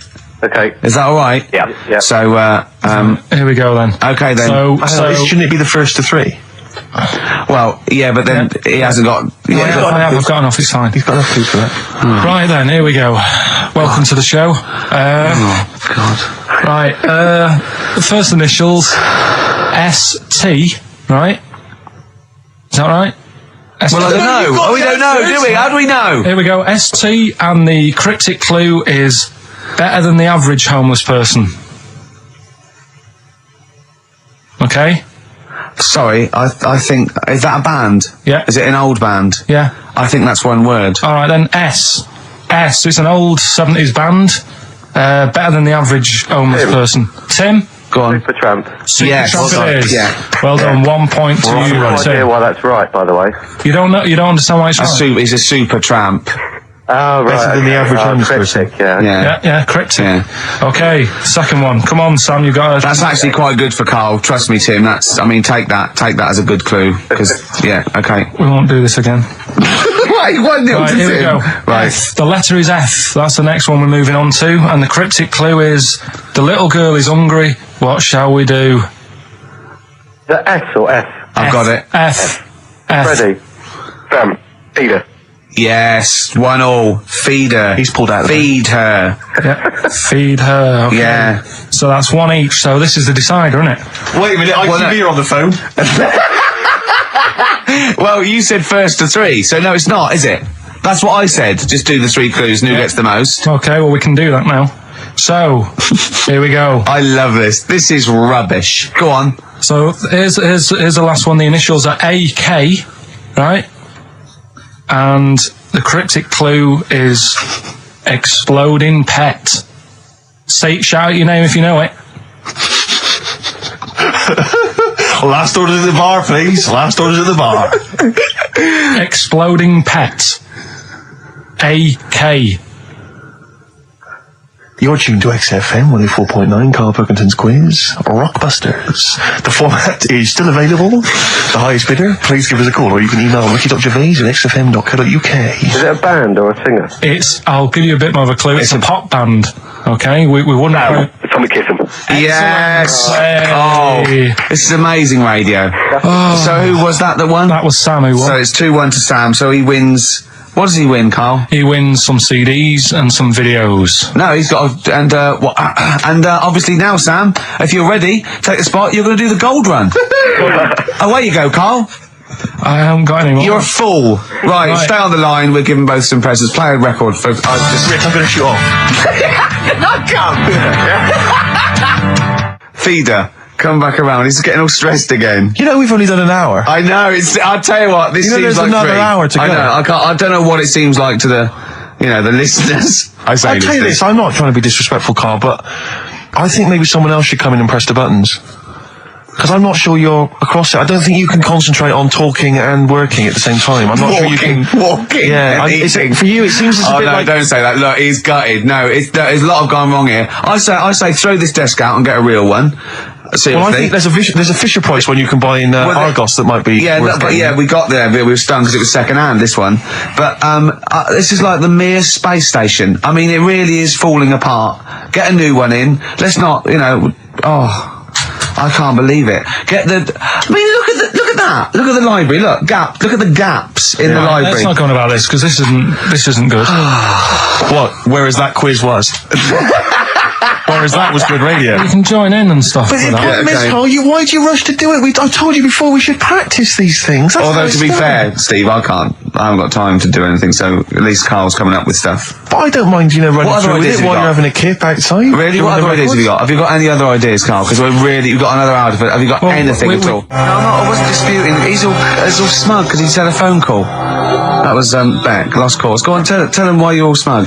Because Adrian just called up after hearing the story about the Chinese kid. Yeah. And he said, yeah, that's true. He said that there was a TV programme on it. Yeah. He had a chromosome defect. Yeah.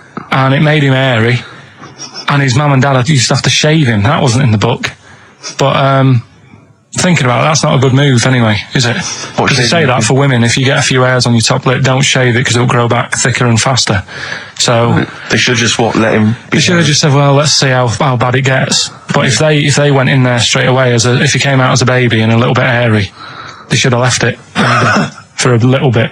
But Adrian called up and said, he was hairy, he was all but right. we weren't disputing there was a Chinese kid born slightly hairier than the rest. We were disputing the fact that you didn't actually tell us a story. You just told us a And what we are disputing is that man was abducted by aliens for 3 days and grew a beard. Yeah. That's definitely not true.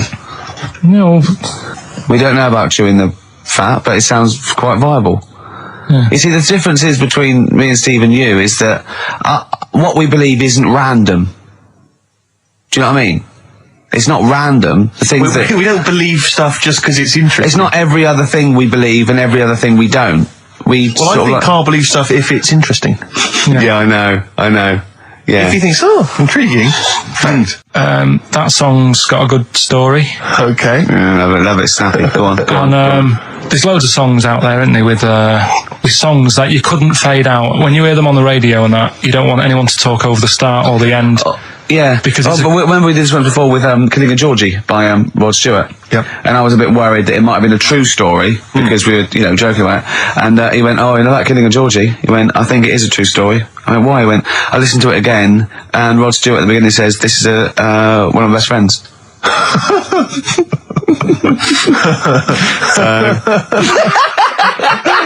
It's brilliant, isn't it? It's genius. So there's loads of songs out there, and what I want to do, we want to get the audience involved in this. So if you've got like a favourite song that's got a really good If you've got an story, audience. Yeah, go on. and they email in ricky.gervais@xfm.co.uk and they say what the song is now. What would examples be then? Examples, ones that jump to mind straight away for me: Elvis, In the Ghetto. Yeah, good one. Brilliant. Andrew Gold, Lonely Boy. Absolutely. Don't know that one. Eminem, Stan. Right? Yeah. Good one. You couldn't fade it out, could you? Because you go, well, what happened? Yeah. Yeah, no, absolutely. And that's what I'm saying. Not just any sort of pop song that keeps repeating itself, and it's like it doesn't matter. It doesn't matter if it skips or you know what I mean. If you turn the radio off. Yeah. But I'm talking about Ernie, songs. the fastest milk in the world. Yeah, that is a good story. That is a good story. Oh. Yeah. Do you know that one? Yeah. It's a story. Yeah. Ted from Teddington, he drove the baker's van. Well. So what have we got then? Have we got one? So we're going to kick it off today with Stevie Wonder, "Living Just Enough for the City." Okay. And just briefly. Sum it up. Right, Yeah. if you are nipping out, maybe you're in the car and you're about to pull up somewhere and get out. What it's all about is a lad who's growing up in like America in some rough area, right? And he's trying his best to do well and get a job and everything, but because of where he's from, he's stopping him doing that. Right? It's like how I grew up on an estate in Manchester. I had to leave there and come to London to do all right for myself. Yeah. Right? And it's his whole family, and it's a tale of how his man works dead hard and works loads of hours, but the kids are always well dressed and cleaned. It doesn't mean just because you haven't got a good job, you let your house run down. Do you know what I mean? She's looking after it. The sister, she hasn't got new clothes, but they're always clean, and her knees are clean, I think it says in one point. Excellent. Clean knees, always important. So will we give it a listen? Let Brilliant. It's a Well, I great don't track. think Stevie can do it justice.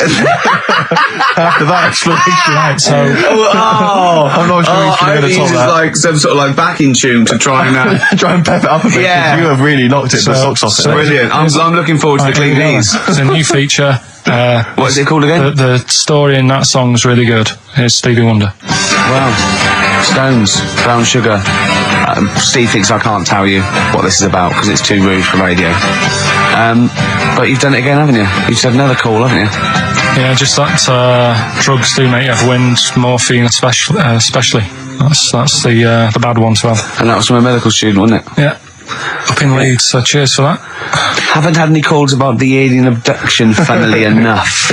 No clarification on that so far. No. Keep you posted, though. Yeah. If anything happens, we will let you know. Yeah.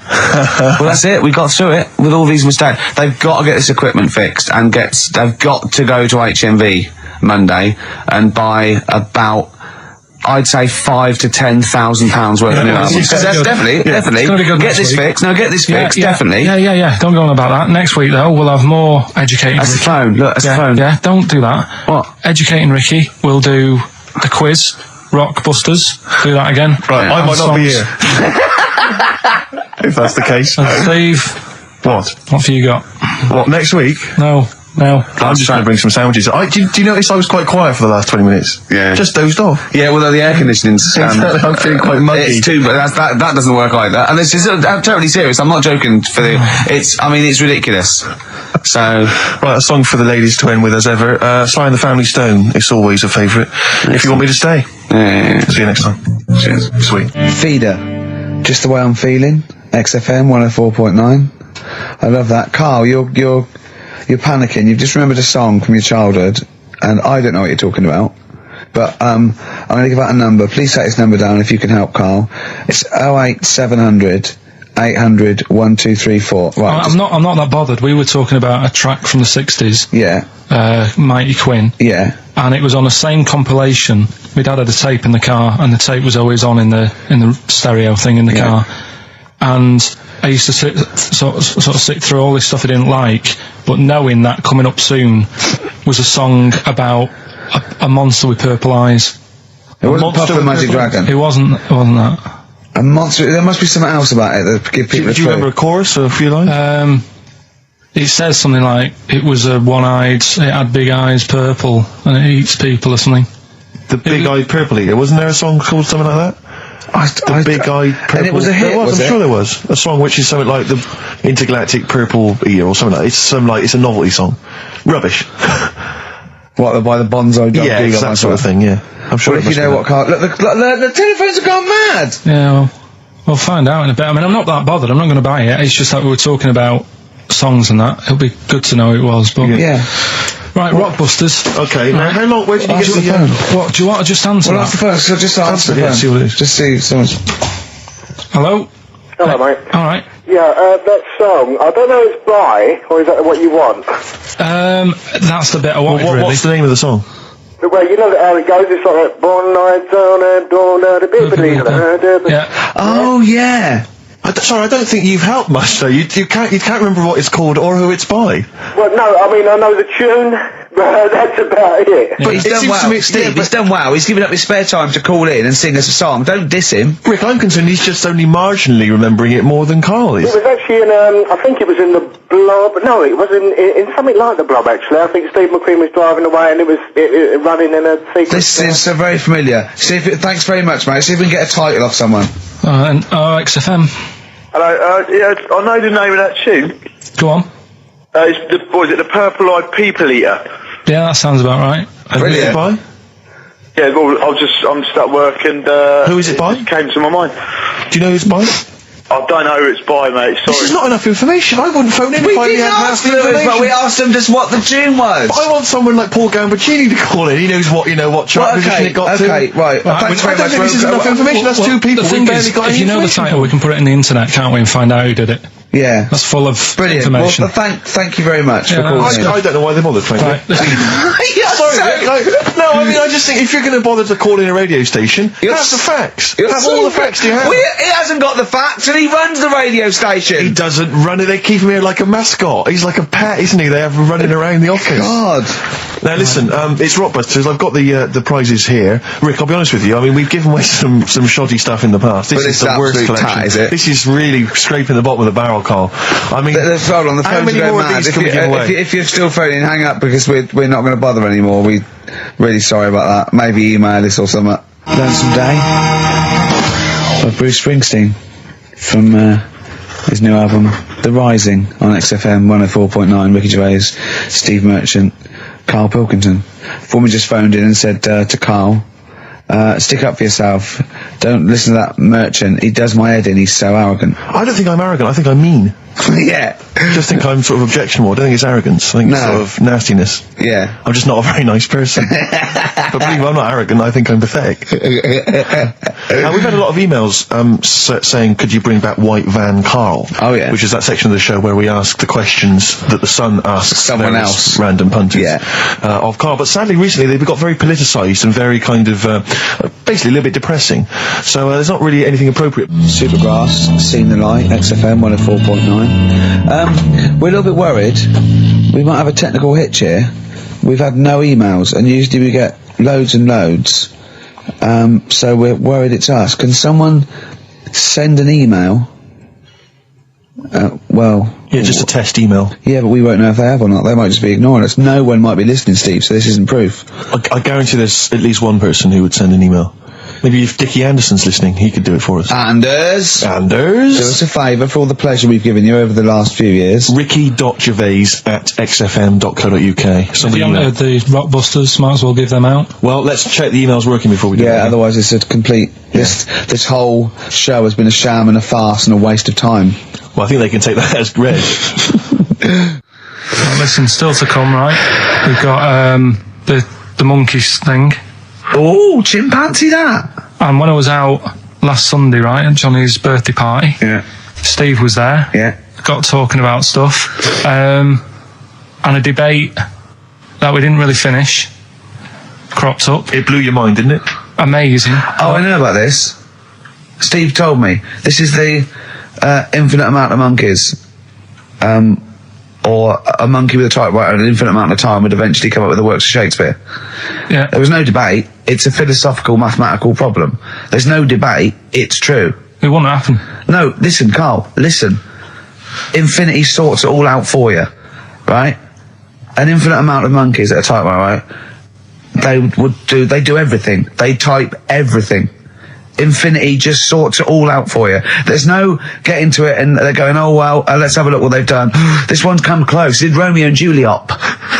It would do it all. It would type everything ever possible, conceivable. Yeah, but it's a mathematical. Well, we've heard your side of the argument, Rick. And I'll be honest with you, it's a persuasive one. But let's hear Karl, because he heard about this in a pub last week. Yeah, so what's he's got some strong What's your problem with it? What's your problem with it? well, first of all, right, you're saying it's a load of monkeys. It's not just one monkey. It Depends. That can live forever. No, wait. It's either a chimpanzee with a typewriter with an infinite amount of time. He would eventually, by definition, mathematically, type everything ever possible. Okay, or it's an infinite amount of chimps with typewriters, and one of them will type it first time. But already, that's not right. You either need to have What do one you mean? monkey. What you mean? Let's hear his Employment point. laws. He What do you mean can't- it's not right? Let's hear him out, please. If it's one monkey Yeah. with a typewriter that's got loads of ink in it and that, right? At least it knows what it's done in the past. It's not. Keep going. If you've got a load of monkeys, it's like if you have too many. What's that saying about too many chefs? Too many chimps spoil the soup. Right. Well, it's the same thing. It's like, well, I didn't tell you to put salt in it. I was going to put salt in it, and it messes it up. Whereas if it's just one, they know what's gone on. So what I'm saying is, just leave him go. I can't be bothered. I want to hear. I want to hear the rest. This blows my mind. He doesn't know what this does to me. It's a mathematical problem. I want to hear the rest. well, it's just I just don't think it will happen. What do you mean you don't think it'll happen? Infinity works it out for you by definition. Well, what's stopping them typing the same thing again? They would. In fact, the problem should be if you had an infinite amount of time that it would type. It works for Shakespeare an infinite amount of times and everything else an infinite amount of times. But you know, that's not as. But not Shakespeare. Oh!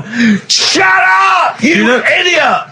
Rick, do you know what he said to me? I said to him, I explained it to him. I said, God. you've got an infinite number of monkeys, infinite number of typewriters. They will type the complete works of Shakespeare. He said, have they read Shakespeare?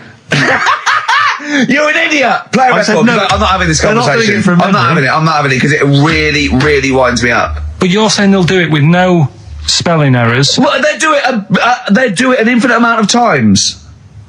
And they do it wrong an infinite amount of times. And they spell the last full stop wrong an infinite amount of times, and they get one thing wrong in Hamlet wrong an infinite amount of times. They do everything an infinite amount of times. But are they going off a story that they've... Play a record, Carl, because I'm going to knock you out. I'm just saying... Shut up! Do they know the story? Oh, They're monkeys! Oh, Christ. No, right, okay. Right, Carl, she's a girl and I'm a man. Good that, innit? On XFM, 104.9, Ricky Gervais, Steve Merchant, Karl Pilkington. As ever, Rick, there's always someone who steps in to defend Carl. Okay, what is the defence? What is the defence? Here's an email from Scott Coomer. He says, Carl is actually right. I've got an A-level in statistics and probability. It doesn't matter how long they have and how many monkeys you have. You cannot guarantee they would type the complete works of Shakespeare. Infinity makes it probably they would get it right, but not definite. Yeah. Yeah. That's what I was saying. No, you weren't saying, Carl. You don't understand it. Infinity sort of sorts it out. That if they do anything, they nearly do everything, won't they? No, I mean, they'll give it a good shot. No, that's not the point. But the I'd point be is surprised if they did one page right. Right, listen, it's not to do with consciousness. It's not to do with them aiming. They are just bashing away at the keyboard. It's like they're used to show that there isn't consciousness. They chose the chimpanzee because it can type, presumably, hit the keyboard. It's because they hadn't come across you at the time. Yeah. It's to take out thought out of it. It's to take out reason and trying, right? It's just random. They're saying that if you typed enough things, if the computer was left typing everything, if you left it for an infinite amount of time, and they chose Shakespeare because there is meaning behind it, and it's difficult to get it exactly right, to show you that Infinity would come up with it's not just Shakespeare, it's every novel. It's everything. Fairly eloquent there from Gervais. A quick riposte, please, from Karl Pilkington. No, I'm just saying, what I don't understand, if it hasn't read it, then how does it know where it's going? Listen, right, listen, right, Can I just explain to people, right? Some people have said, why are you cruel to Carl? He drives me mental with things like that. What do you mean, well? Let me just take a breather. How do I do your editing? It keeps coming in the week. You know that I work here properly, in the week, don't I? Yeah, I've got a proper job, yeah? Should be 9 to 5, but I'm normally getting at about 8 o'clock and work. A lot of people getting 8 o'clock. Working hard, trying to do my job. 3 times this week, I've been rushing around. I walked past my little studio. He's sat in there, alright? Now, because I've got this sort of job, I can get away with it. I said to him, if I was a doctor... would he keep coming to me practice? If you were a doctor, there'd be severe problems with the NHS. Imagine that. The standards would have lowered so much if you can arrive at the hospital you're a doctor. Pop in, I'll go to lunch, don't we? We have a little lunch break, don't we? I go, come on, let's go now. He goes, I'm busy. I go, come on, let's go now. He's going, no, you're doing me head in. Well, when I was talking about the monkey conundrum with Carl, he said to me, right, if I had a day off work, and I was, say, watching the TV, and with one hand I was typing a typewriter, would I type Shakespeare? I mean... Yeah, but you see, there's certain things. We were talking a little bit about this stuff the other week, weren't we, when we said you were going on about Einstein, and I said he's not that good. E equals MC squared. It sounds good, but I've never used it and that. Right? I've never used it! You haven't used 2 and 2 equals 4, Carl! The fella with an apple fell on his head.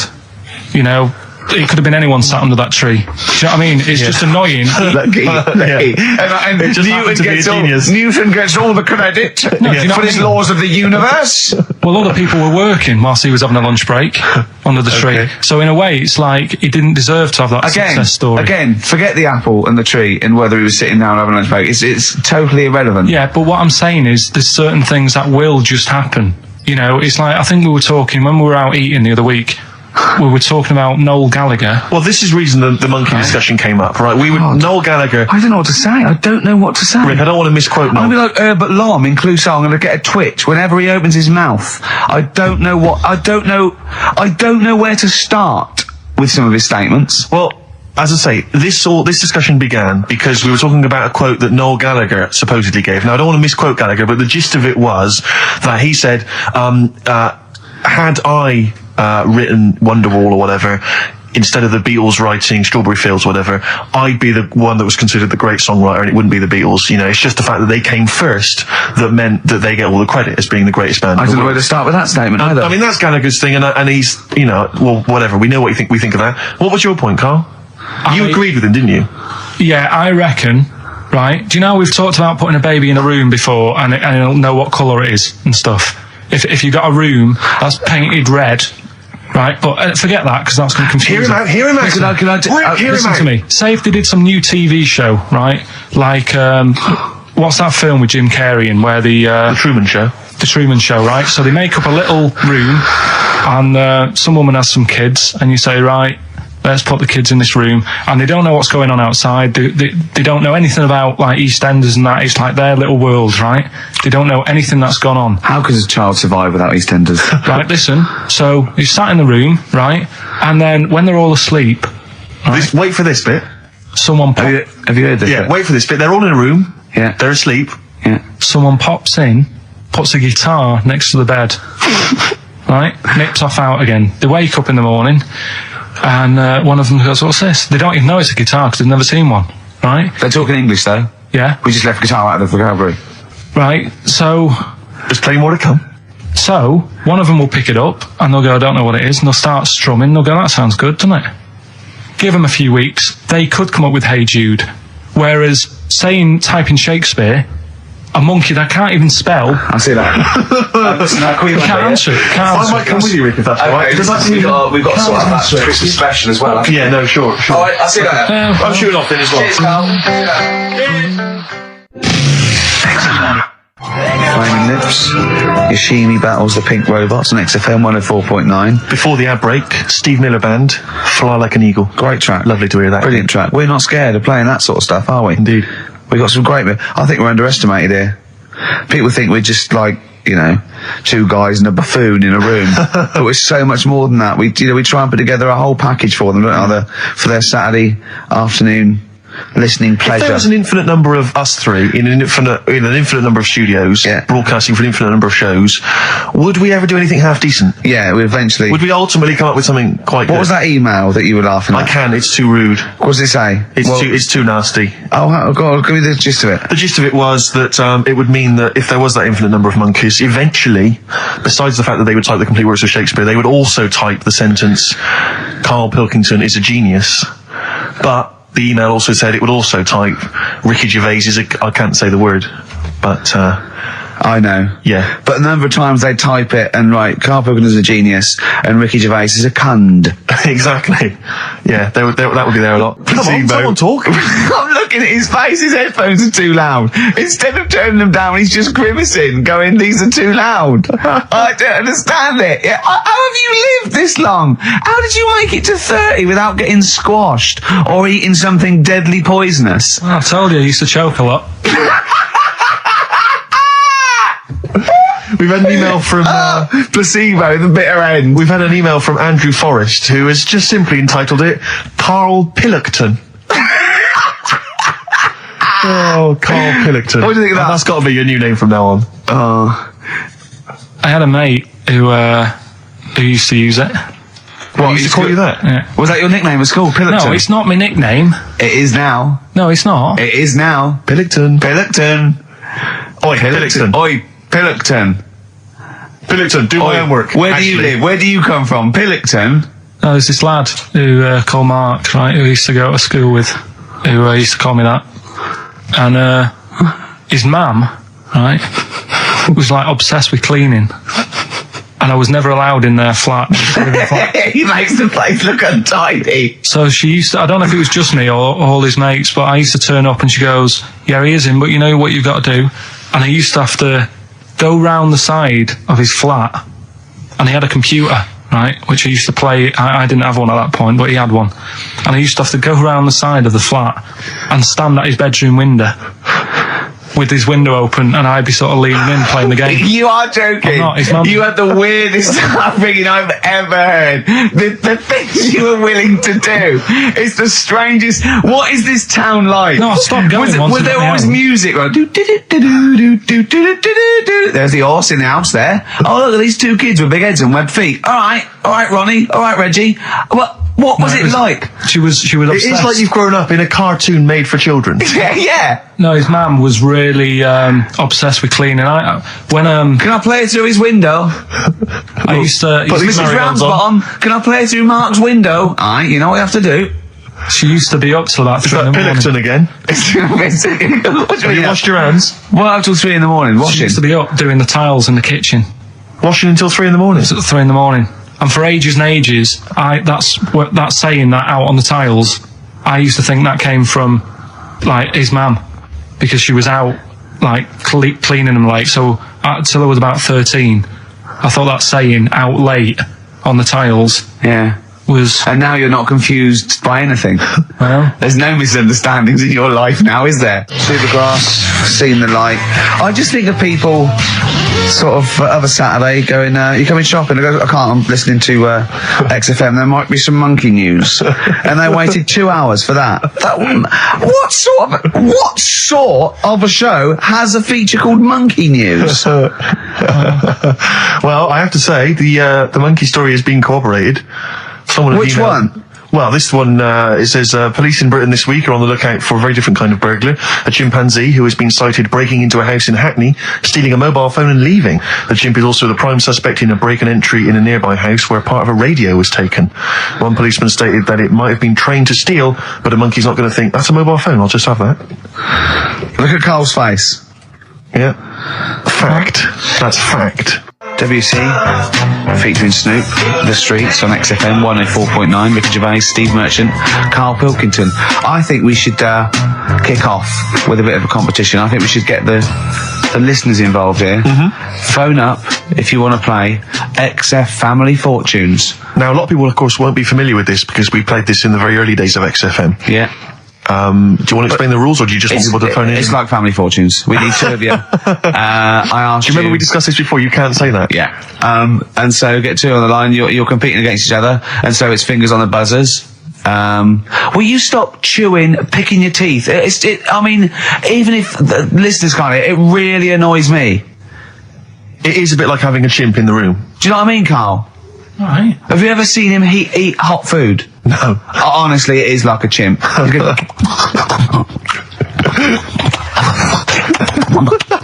what are you doing? What? Just get... Oh, God. Or like the Cookie Monster. Yeah. Oh, God. I'm never annoying, Carl, so why are you? Do you know what I mean, Steve? You're so annoying. I'd say, have you been with him for trying to have lunch with Ricky? Yeah. It's the hardest thing possible. You wander around for hours. It's sort of a combination. It used to be bad even before he was a celebrity because he has a tolerance level. It's extraordinary. I mean, he is irritated by a car honking its horn in the street. He's like, I can't believe it. Let's go in here. I'm so angry.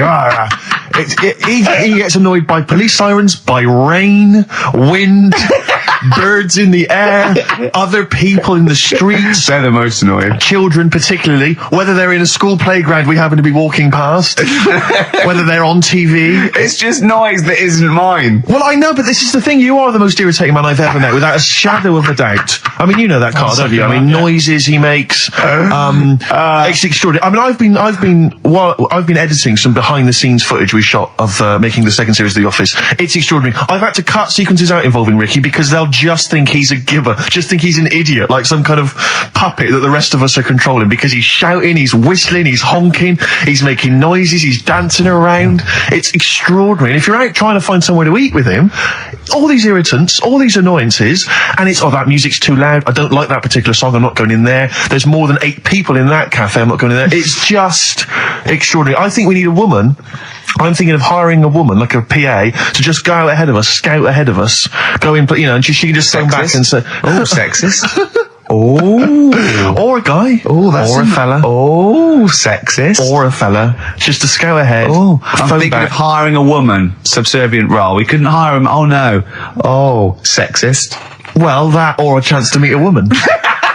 Yeah. That I'm also paying. It's like paying for him. Exactly. It's like more above board. Yeah. So, if you want to play Family Fortunes, call up. What's the number? 08700 800 1234. Yeah, it's just like Family Fortunes. Two of you are competing for some great prizes.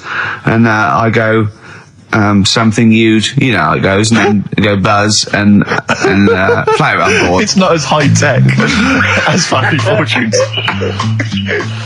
Current single from Nick Cave and the Bad Seeds, that's Bring It On. Yeah. on XFM 104.9. Ricky Gervais, Steve Merchant, Karl Pilkington, and 2 people on the line to play XF Family Fortunes. Brilliant. Hello. Steve first. Steve, hello. Steve first, hello, how you doing? You alright, mate? Where are you calling from?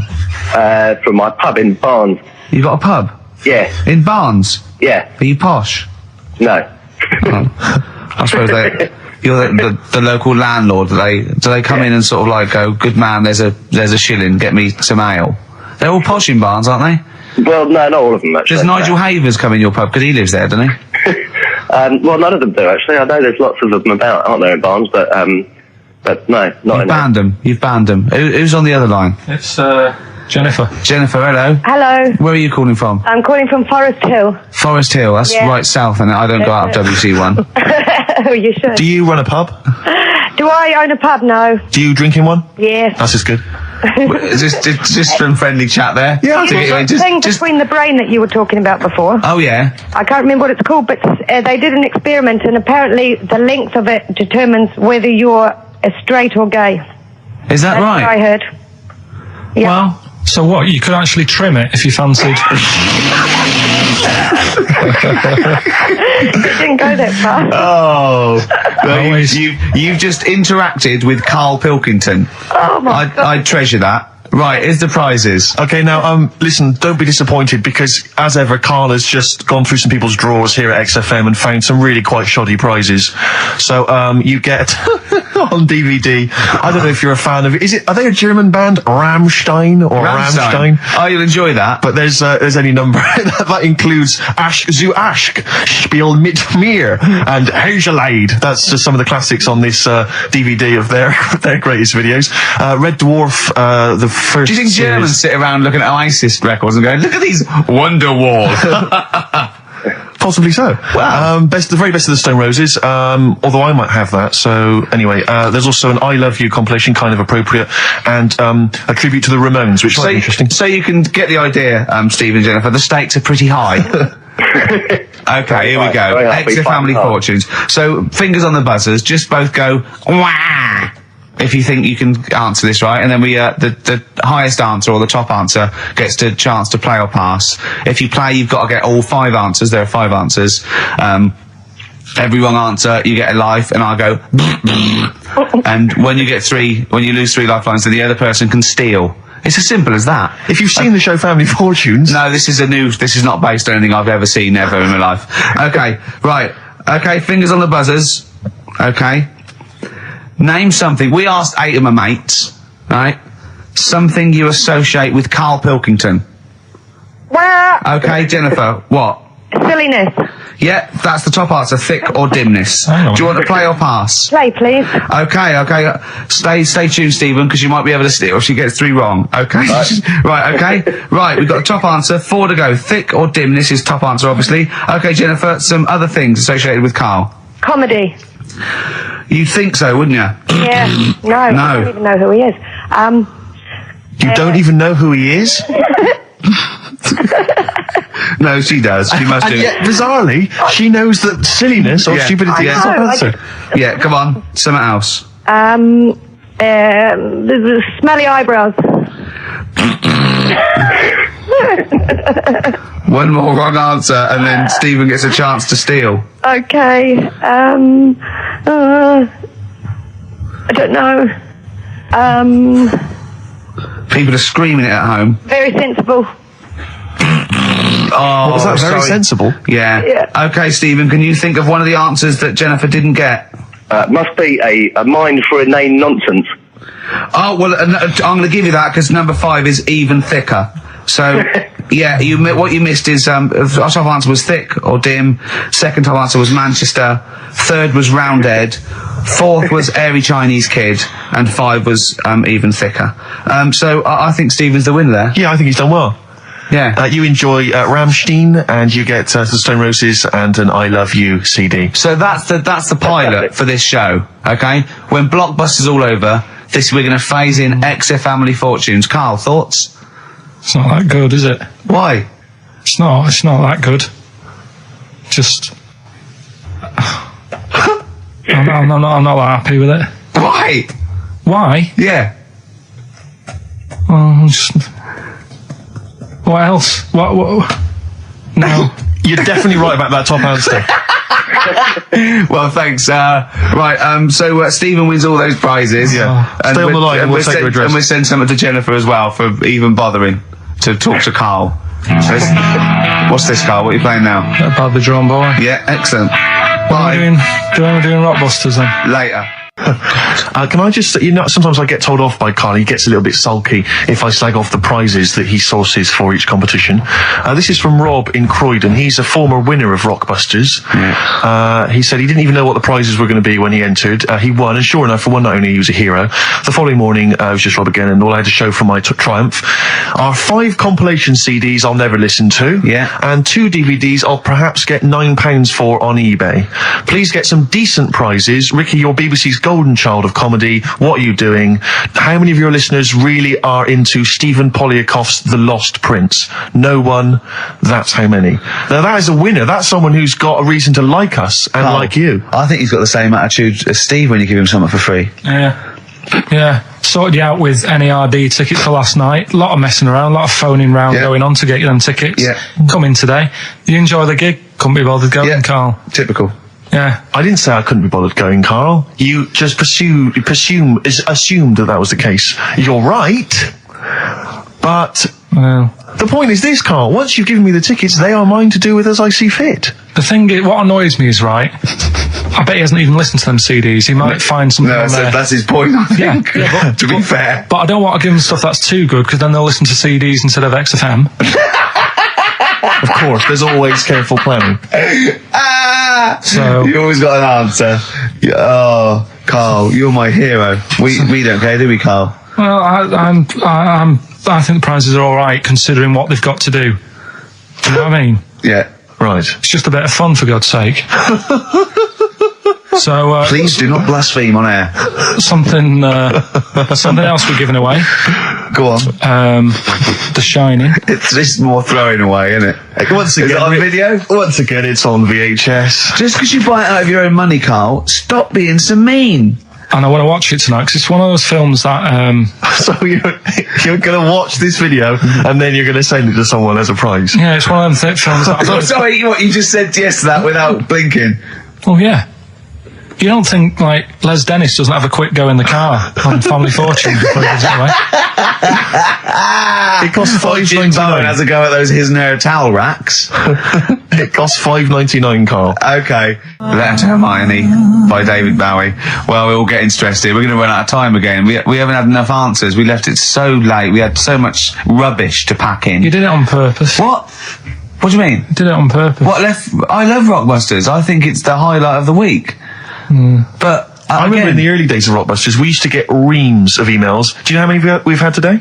Go on. 2. Yeah, because we've just done it in the last link, and people have to think about it and do research. They have to guess because I don't think XFM Family Fortunes is going to be a success. Don't knock XFM Family Fortunes, Carl. It ran on ITV for years.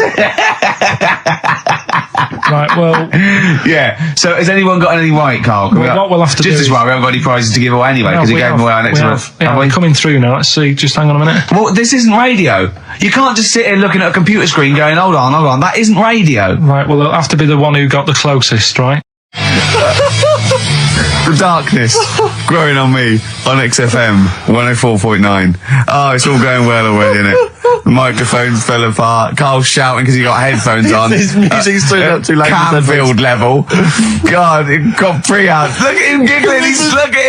Look at him laughing. That's so funny because I got a letter here from who was it from? Mike Heel, who sent me a little picture of a little Japanese fella from a film who said looks like me, and he does a little bit. But he says, please can you make Carl laugh? I've never heard him utter as much as a snigger, and I'm worried he may have a genetic disorder. Well, I mean, he has got a genetic disorder, obviously, but he was giggling then. I hope people heard you then. Look at his little face. It was a joy. I love the things that make him happy. But I love the fact just before the microphone came up there, and just before the record finished, he had his headphones on, the music was too loud, and he was just shouting, Bauhaus is not working! Bauhaus is not working! Play something else! I went and found Ziggy Stardust by Bauhaus, and he said, why isn't it working? Look at him giggling, look, he's lost it. Is he going away? Are you on drugs, Carl?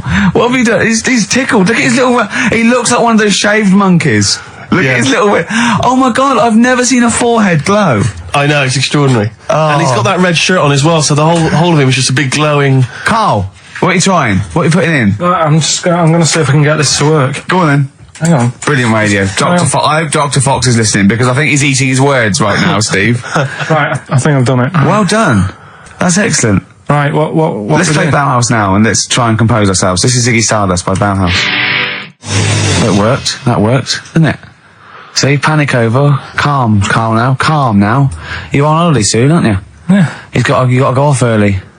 Well, about How many holidays have you had? Because I only ever have time off when I'm working, like doing another job, like, you know, filming or something. But you seem to have a lot of holidays, just like, and you were sick as well. You was just like, because you had wet trousers, which is a little bit... Do you not care about the job? I mean, I've got to ask, because, you know what I mean, if I was in charge, I'd worry about your motivation or... Because yesterday we were trying to work out what you enjoyed doing, and we got to Manchester United and moaning. And that is the two we came up with. I don't know where you get the moaning thing from. You're always whinging. About what? Everything. When did I last have a moan? Just before we came on air. Right, and why was that? I don't know, I can't remember. Because we were in good mood. We were in a good mood, me and Rick. I'll tell you why. Go on. Because you brought a song in at 10 to 1. Yeah. With a load of effing and jeffing in it. Yeah. And saying, can you edit this? Yeah. But that's your job. You could have brought it in yesterday. No, I couldn't. Why not? I hadn't thought of it. But why are you whinging? That's your job. And I didn't come in 10 minutes before. It was a good 20 minutes before. It just took you ages because you were whinging and moaning to even get started. I'm not being dragged into this. You are always... I'm on my holiday now. Well, not yet. No, you're not on yet. You're still working. Well, that's what's funny. This isn't even work, right? And yet it should be. Compared to what I do in the week, this is a doddle. Well, it's because you're not putting any effort in, clearly. Where are you going anyway? Where are you heading? Cornwall. Yeah? What's happening down there? Well, there's a monkey world. You're excited about that? We're going to see that. Probably go twice to that. Yeah. Whilst I'm down there. How long you went for? The whole week? Yeah. Yeah. So, this is with your parents, isn't it? Yeah. Taking them out. Your father, what do you think your father will be up to? What's he going to be nicking on this holiday? Well, There's a lot of tin in Cornwall. Since they've shut the mines. He's just called Suzanne, said they've got there, said it's a nice little place. There'll be no towels when you get there. So what are you going to do? What are you going to do? Just going to chill out and sort of like go to the pub and stuff? Yeah, like I say, I mean, all I've got planned is probably probably Tuesday and Thursday at Monkey World. What about Wednesday? What are you thinking of Wednesday? Just wandering around? Just sort of think about, you know... King Arthur and that. Where he was down there, wasn't he? I don't know, but I'll tell you something. Where are you going? What town? I don't know where it is. Susan sorted it out. Yeah, she's sorted it out. I was on the phone to her saying, well, pack 2 pairs. Poor woman, she's packing your bags for you. Yeah. Right. But, you'd spend more time at home if Steve didn't come in at 10-2 with a rap record with, like, obscenities all over it. Yeah, well, we'll play that next week. Well, you didn't even get the job done, that's the thing.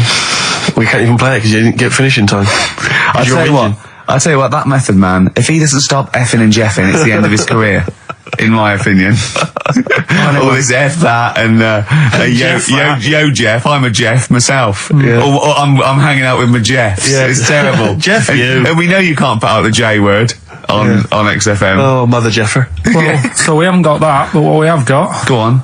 Monkey News. We've still got a Monkey News, have we? That's sorted out, that's coming up. Yeah. Rockbusters. Yeah. Well, last chance. Definitely your last chance this time. You actually improved a little bit last week. You did a couple of good ones. Yeah. Same again this week. And, Cheeky Freak? Controversial Cheeky Freak of the Week, where Karl finds a human being with some sort of congenital or imposed deformity, or So and we talk about that in a wry way. Do you think that's big and clever? No, but that's just it. It's never about taking the mickey out of someone, right? It's to make you think. I'll tell you what isn't big and clever. How lucky you are. A dwarf with learning difficulties. Nice. Yeah. Well, we'll explain it to you.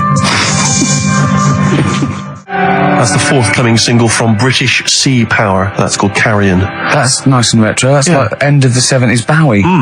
That's great. On XFM 104.9. That's just some of the records that we've played so far. Do you know what I mean? you've had The Darkness, you've had Bauhaus. It's like, can it get any better, Carl, do you think? Like I say, we've got Monkey News coming up. So, guess what? I lost 400 quid cash this week. Gambling? No, that's tragic. This is why it gutted me. It wasn't even on your gambling addiction. No, I had a photo shoot, I had a suit, right, and I'd claimed back some expenses, and I'd had it in my pocket. And then when I took the suit home, it must have fallen out in the street or the cab. And I remembered it, and I went every pocket twice. And it was just the fact, I don't think about, oh God, that's terrible, that's a terrible blow. I think, oh God, if I had it back now, it would be free money. Yeah. If I suddenly found it now, I'd have £400 that was just free money. And I had a little nap to get over it, and I was... and you were fine. I was okay. But that was someone just found what a gift that is. Oh. Just, I mean, untraceable. Was it in a money clip? Was it rolled in a money clip? No, it was just literally 400 quid in an envelope. Oh, and that's so a treat. I know. See, I'd always hand it in. I genuinely would, unless I found it in the middle of a forest or something. If it was in the street.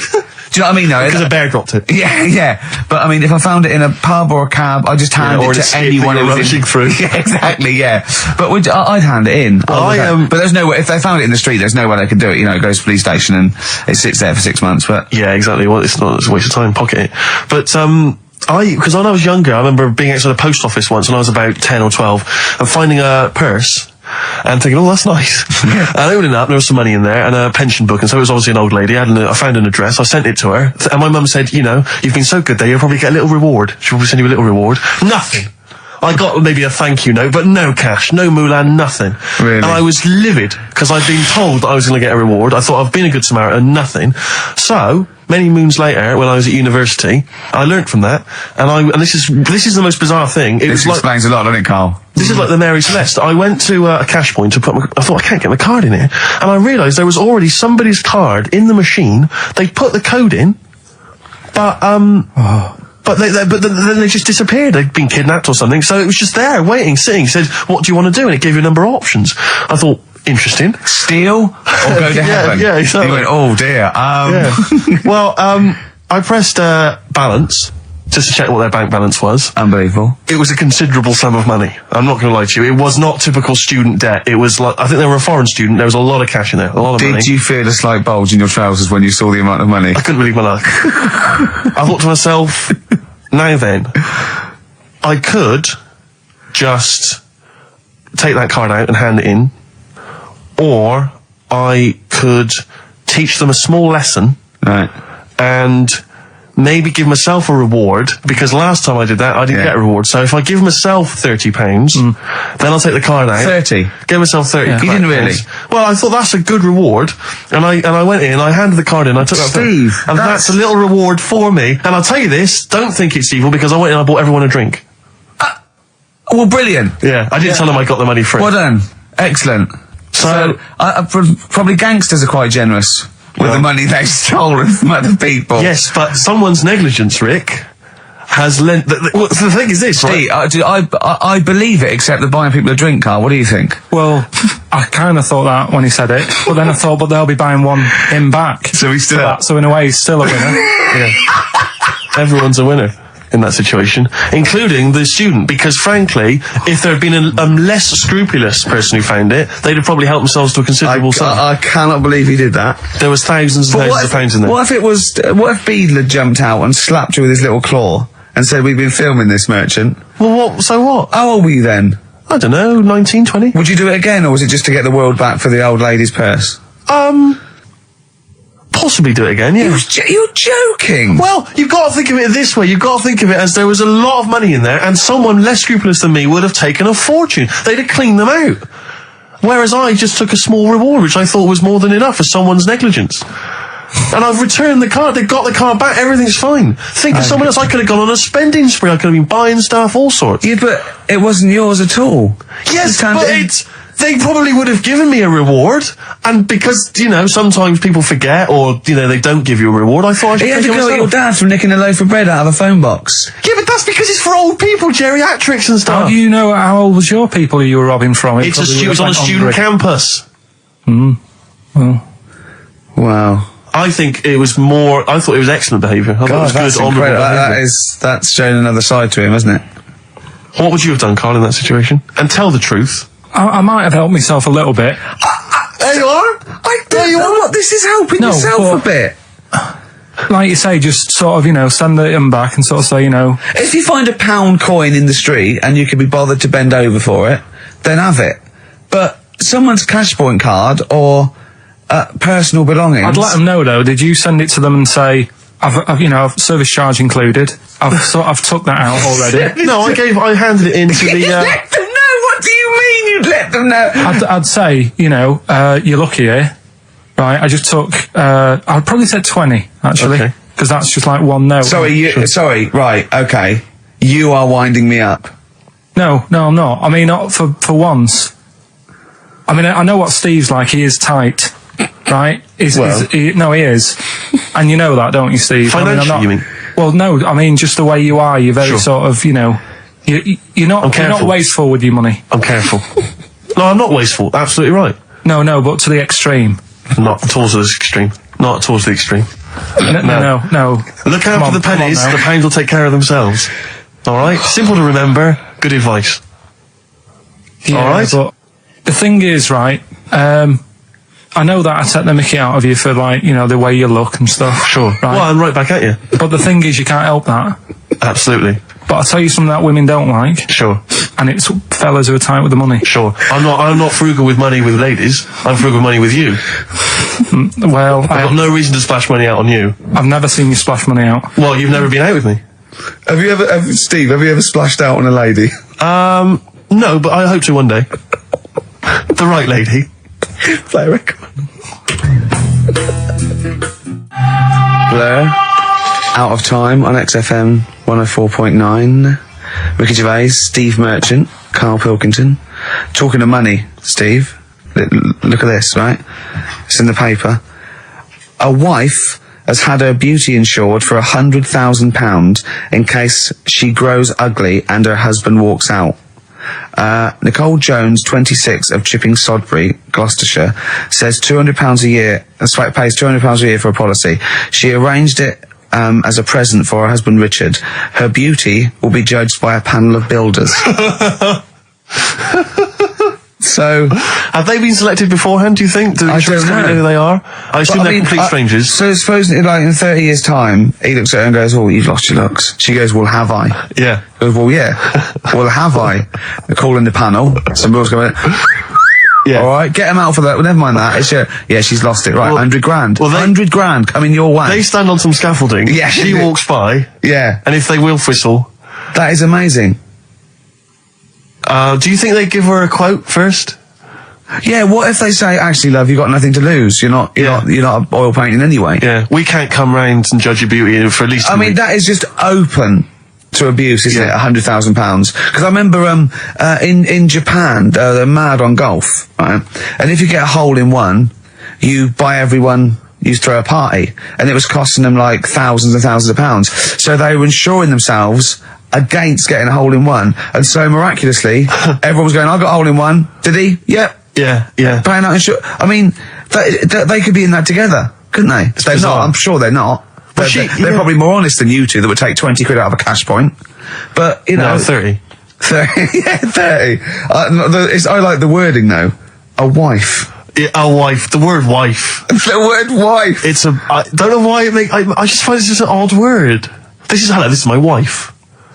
Hello, the wife. Yeah, the wife. My wife. It just seems a word that you have to say if you're 60. I know. Have you met the wife? And even then, ironically, unless someone you don't know exactly, are you married? Yeah, my wife is from. You know what I mean? That makes sense. But it's the wife. People go, "Oh, better get back. I'm meeting the wife for dinner." Especially when you know them. I remember bumping into friends of mine, somewhere at a party. It's a couple that I knew, and I'd known both of them before they got married. In fact, I'd known her, I think, longer. And I said, "Where's so and so?" And he went, "Oh, the wife will be along in a minute." And it's just this notion that, but what, you use her name. I know she is. I know her name. The wife. I used to call her by that. Why? It's like someone going, I'm married. You know I'm married. It's like showing in the eyes of God, we are wed. Exactly. Yes, that makes me more of an adult than you. It's the ownership. Yeah, it's like going, I'm a real man. I've got a wife, and here she is. She's my wife. I find it, there's the words that I find hard to say. in a shop, I could never ask for wet ones. Do you know what I mean? If I have to go and ask for wet ones, I won't bother. Or toilet duck. Another one I have a problem with, I never say, Snickers. Why? Don't know. I think it's I grew up with Marathon. Yeah. See, this is so pathetic, I still get embarrassed buying, toilet paper. Really? We know if you go into like a 24-hour shop just around the corner, not a supermarket, big shop, but if you just go in there and you're just maybe buying some milk, Yeah. a chocolate bar, because it's like they know what you're up to. No, But they know you're going to use it to, you know, when you're going to the lavatory at some point. It's too intimate. But you just go, I know what you're thinking, I'll be using this after masturbation. Thus saving all embarrassment. It goes with the porn bag I just bought. Elvis Costello, Alison, from way back on XFM 104.9, a retro cut. Indeed. Wow. Up to the modern day, the newest game show around, Rockbusters. Isn't there a jingle? It'd probably be something like, oh, Rockbusters. It would be very, along those lines. I've got to work it out, but I mean, let's go with that for now, and then we'll be ready next week. Excellent. The prizes, once again, sourced by Karl Pilkington. I think it's been in the prize bag before, Karl, but good to see it back. The best air guitar album in the world ever.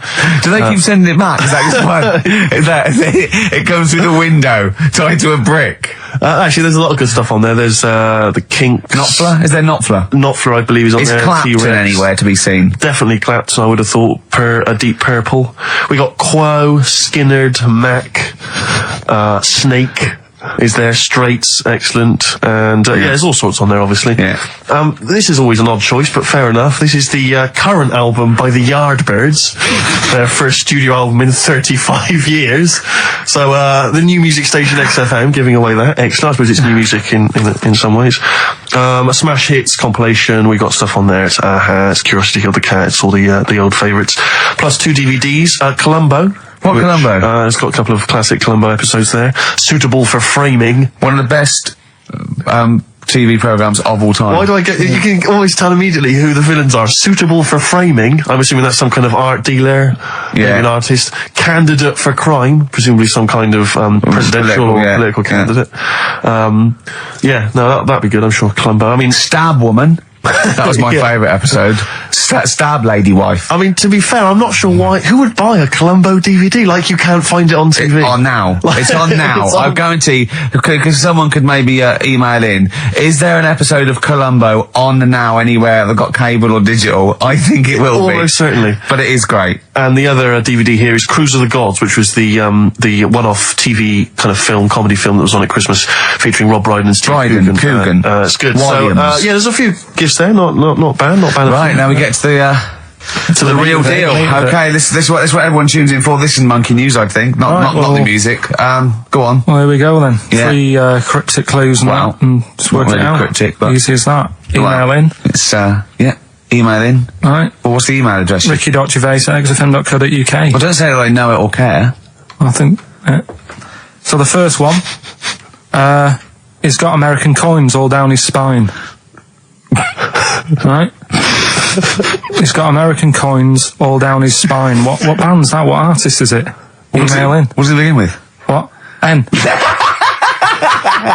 I know it, I've got it already. Right. That's N. rubbish, too easy. Yeah, Right, go on second next. one. Jeremy Beadle has got arthritis. Right? Jeremy Beadle has got arthritis. Yeah. That's the second clue. The initials there, SLF. Right? SLF. Jeremy Beadle's got a little bit of arthritis. And the third one, Foxy, Shipman, and a country western singer on a merry-go-round. SB, right? So Foxy, Shipman, and some country western singer having a go on a merry-go-round.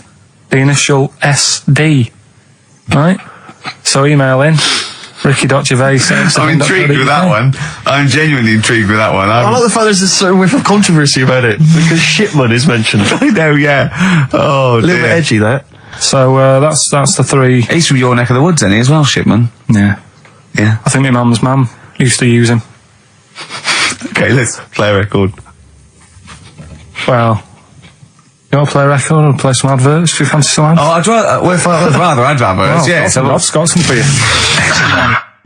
Placebo, this picture on XFM 104.9.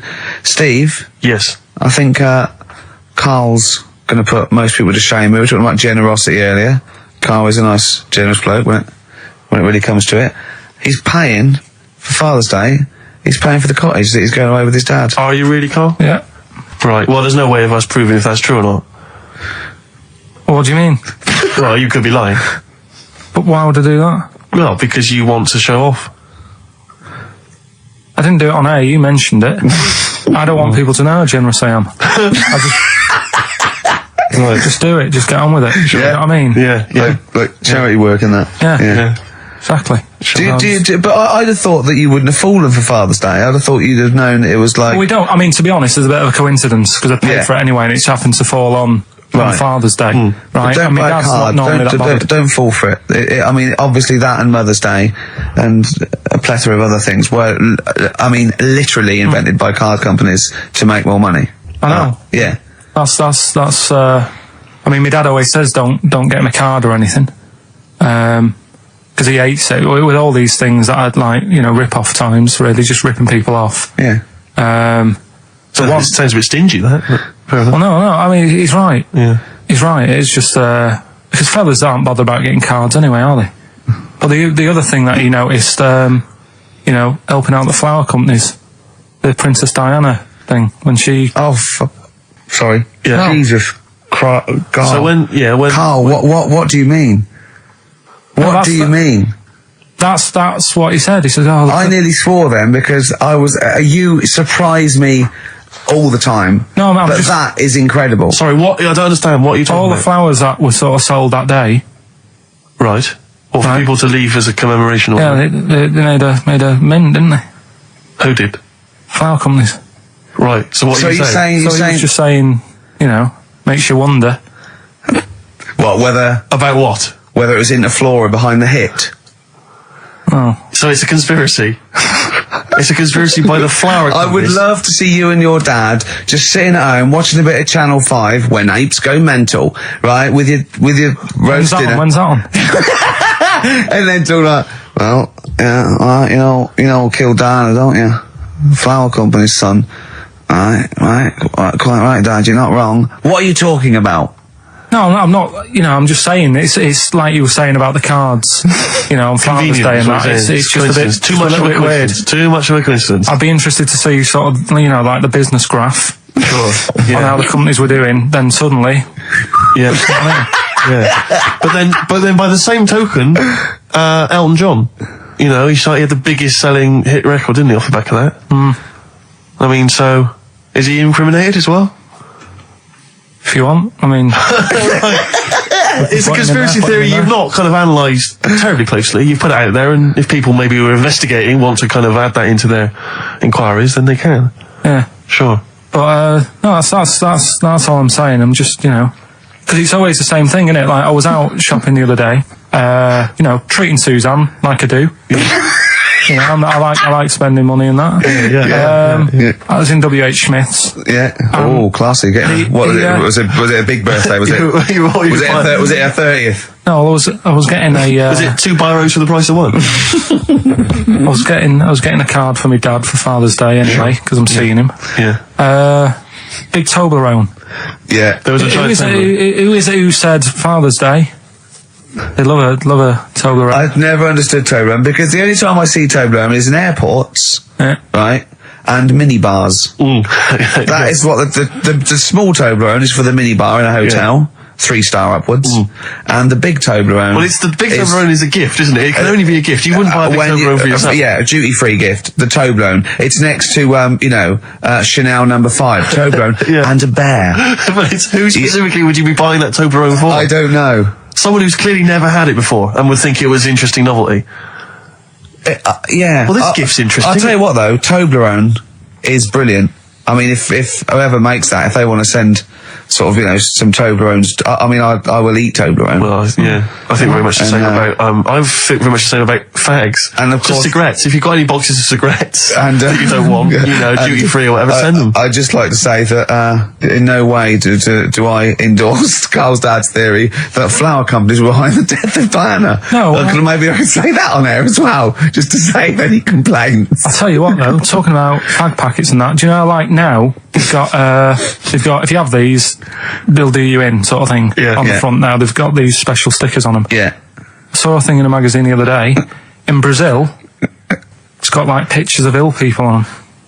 Blimey, that is. It's gone really hardcore over there. That's good, isn't it?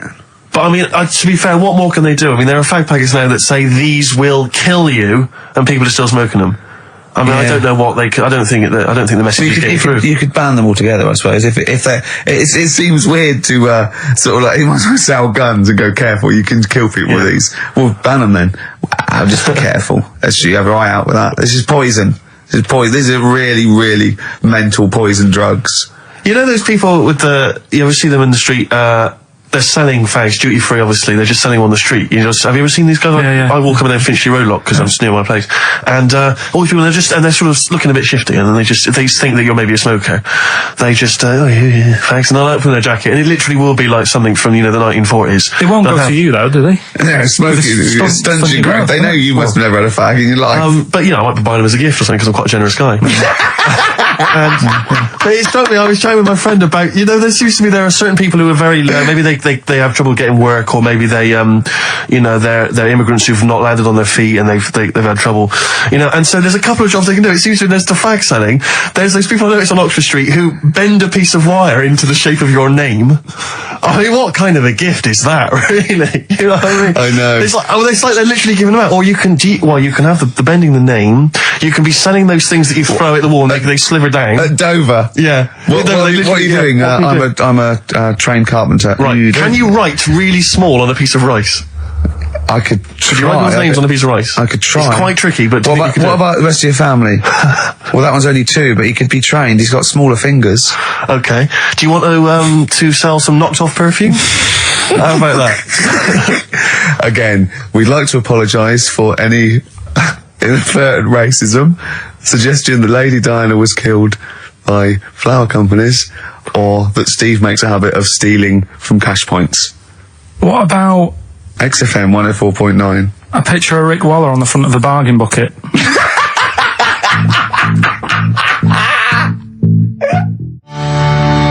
Red Hot Chili Peppers, Universally Speaking, on XFM 104.9. I'm Ricky Gervais.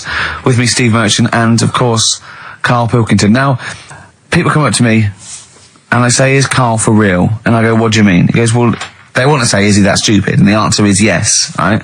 Some people think that he's putting it on. Some people think that he's a character that we've invented, like we've got an actor in, like he's a Gareth Keenan or a Tim or something. And I go, that we've scripted. Exactly, yeah. No, he's absolutely real, aren't you, Karl? I go, where did he come from? Well, just to tell the story, we came here and I was much too important to run the desk myself this time round, so they just gave us a tea boy. Steve came in with you, I remember that. yeah. Why do you remember that? Well, Steve knows. I don't want to keep going over it, but it's just the way he looks. It's just Were you taken aback? A little bit. Yeah. Right. And he's just developed into my favourite thing. I also said that you get bored with, like, battling tops or, pets sometimes. I mean, I love my cat, but he's not as, Colin. my cat. Yeah. Colin. Actually, Carl's away next week. Is he available to run the day? Well, he's actually not as intelligent as Karl, and that's the truth. He's not, he's marginally. Yeah, but and then in the week, he's like one of those little Tamagotchi toys, Karl, because I have to phone him every day and keep his interest up. Yeah. Like I'd give him an interesting fact. And I got a book out and I found out I'd call Karl like that. And I thought this was a great fact, right? A 2-day-old gazelle can run faster than a racehorse. Right? I thought that was incredible. Sure. Okay. So I phoned him up, I said, a 2-day-old gazelle can run faster than a racehorse. He went, what does it do after that? I went, what? He said, well, how fast can it run when it's adult? I went, well, even faster. He went, oh, I thought we could just do it then, but then it sort of lost it. I went, what are you talking about?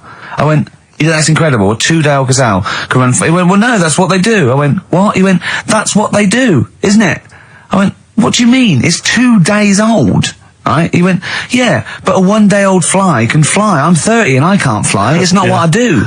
Right? And I went, right. He went, a jellyfish can hold its breath underwater for hours. I went, it doesn't hold its breath, does it? It hasn't got lungs. So he went, what? I know I had him. He went, what do you mean? I said, well, they don't breathe, do they? Went, what do they do? I went, well, they get oxygen directly from the water via osmosis straight into their cells. And it just went quiet. And I went, a 2-day-old gazelle? And he went, yeah. Do you know what I mean? He was just thinking about the jellyfish. Yeah. Well, he was looking up osmosis, and then he was thinking about the jellyfish. But I just think, I mean, if Bambi's anything to go by, this little gazelle spends the whole day trying to stand, and the next day it enters the derby. And you don't think that's incredible? Yeah. See, you know the sort of things I find incredible. Go on. Mirrors. Shiny objects. Kettles. Yeah. Oh, God. Well, listen, remember the time when I told you about the baby that had a baby? The baby that had a baby. The baby that had a baby. Yeah. It's happened again. No, it hasn't. Well, it didn't happen the first time. It was in the papers, I think, on Monday, in all the tabloids. So it's a twin where one has grown and the other one is still at a fetal level. No, it wasn't, though. It had grown.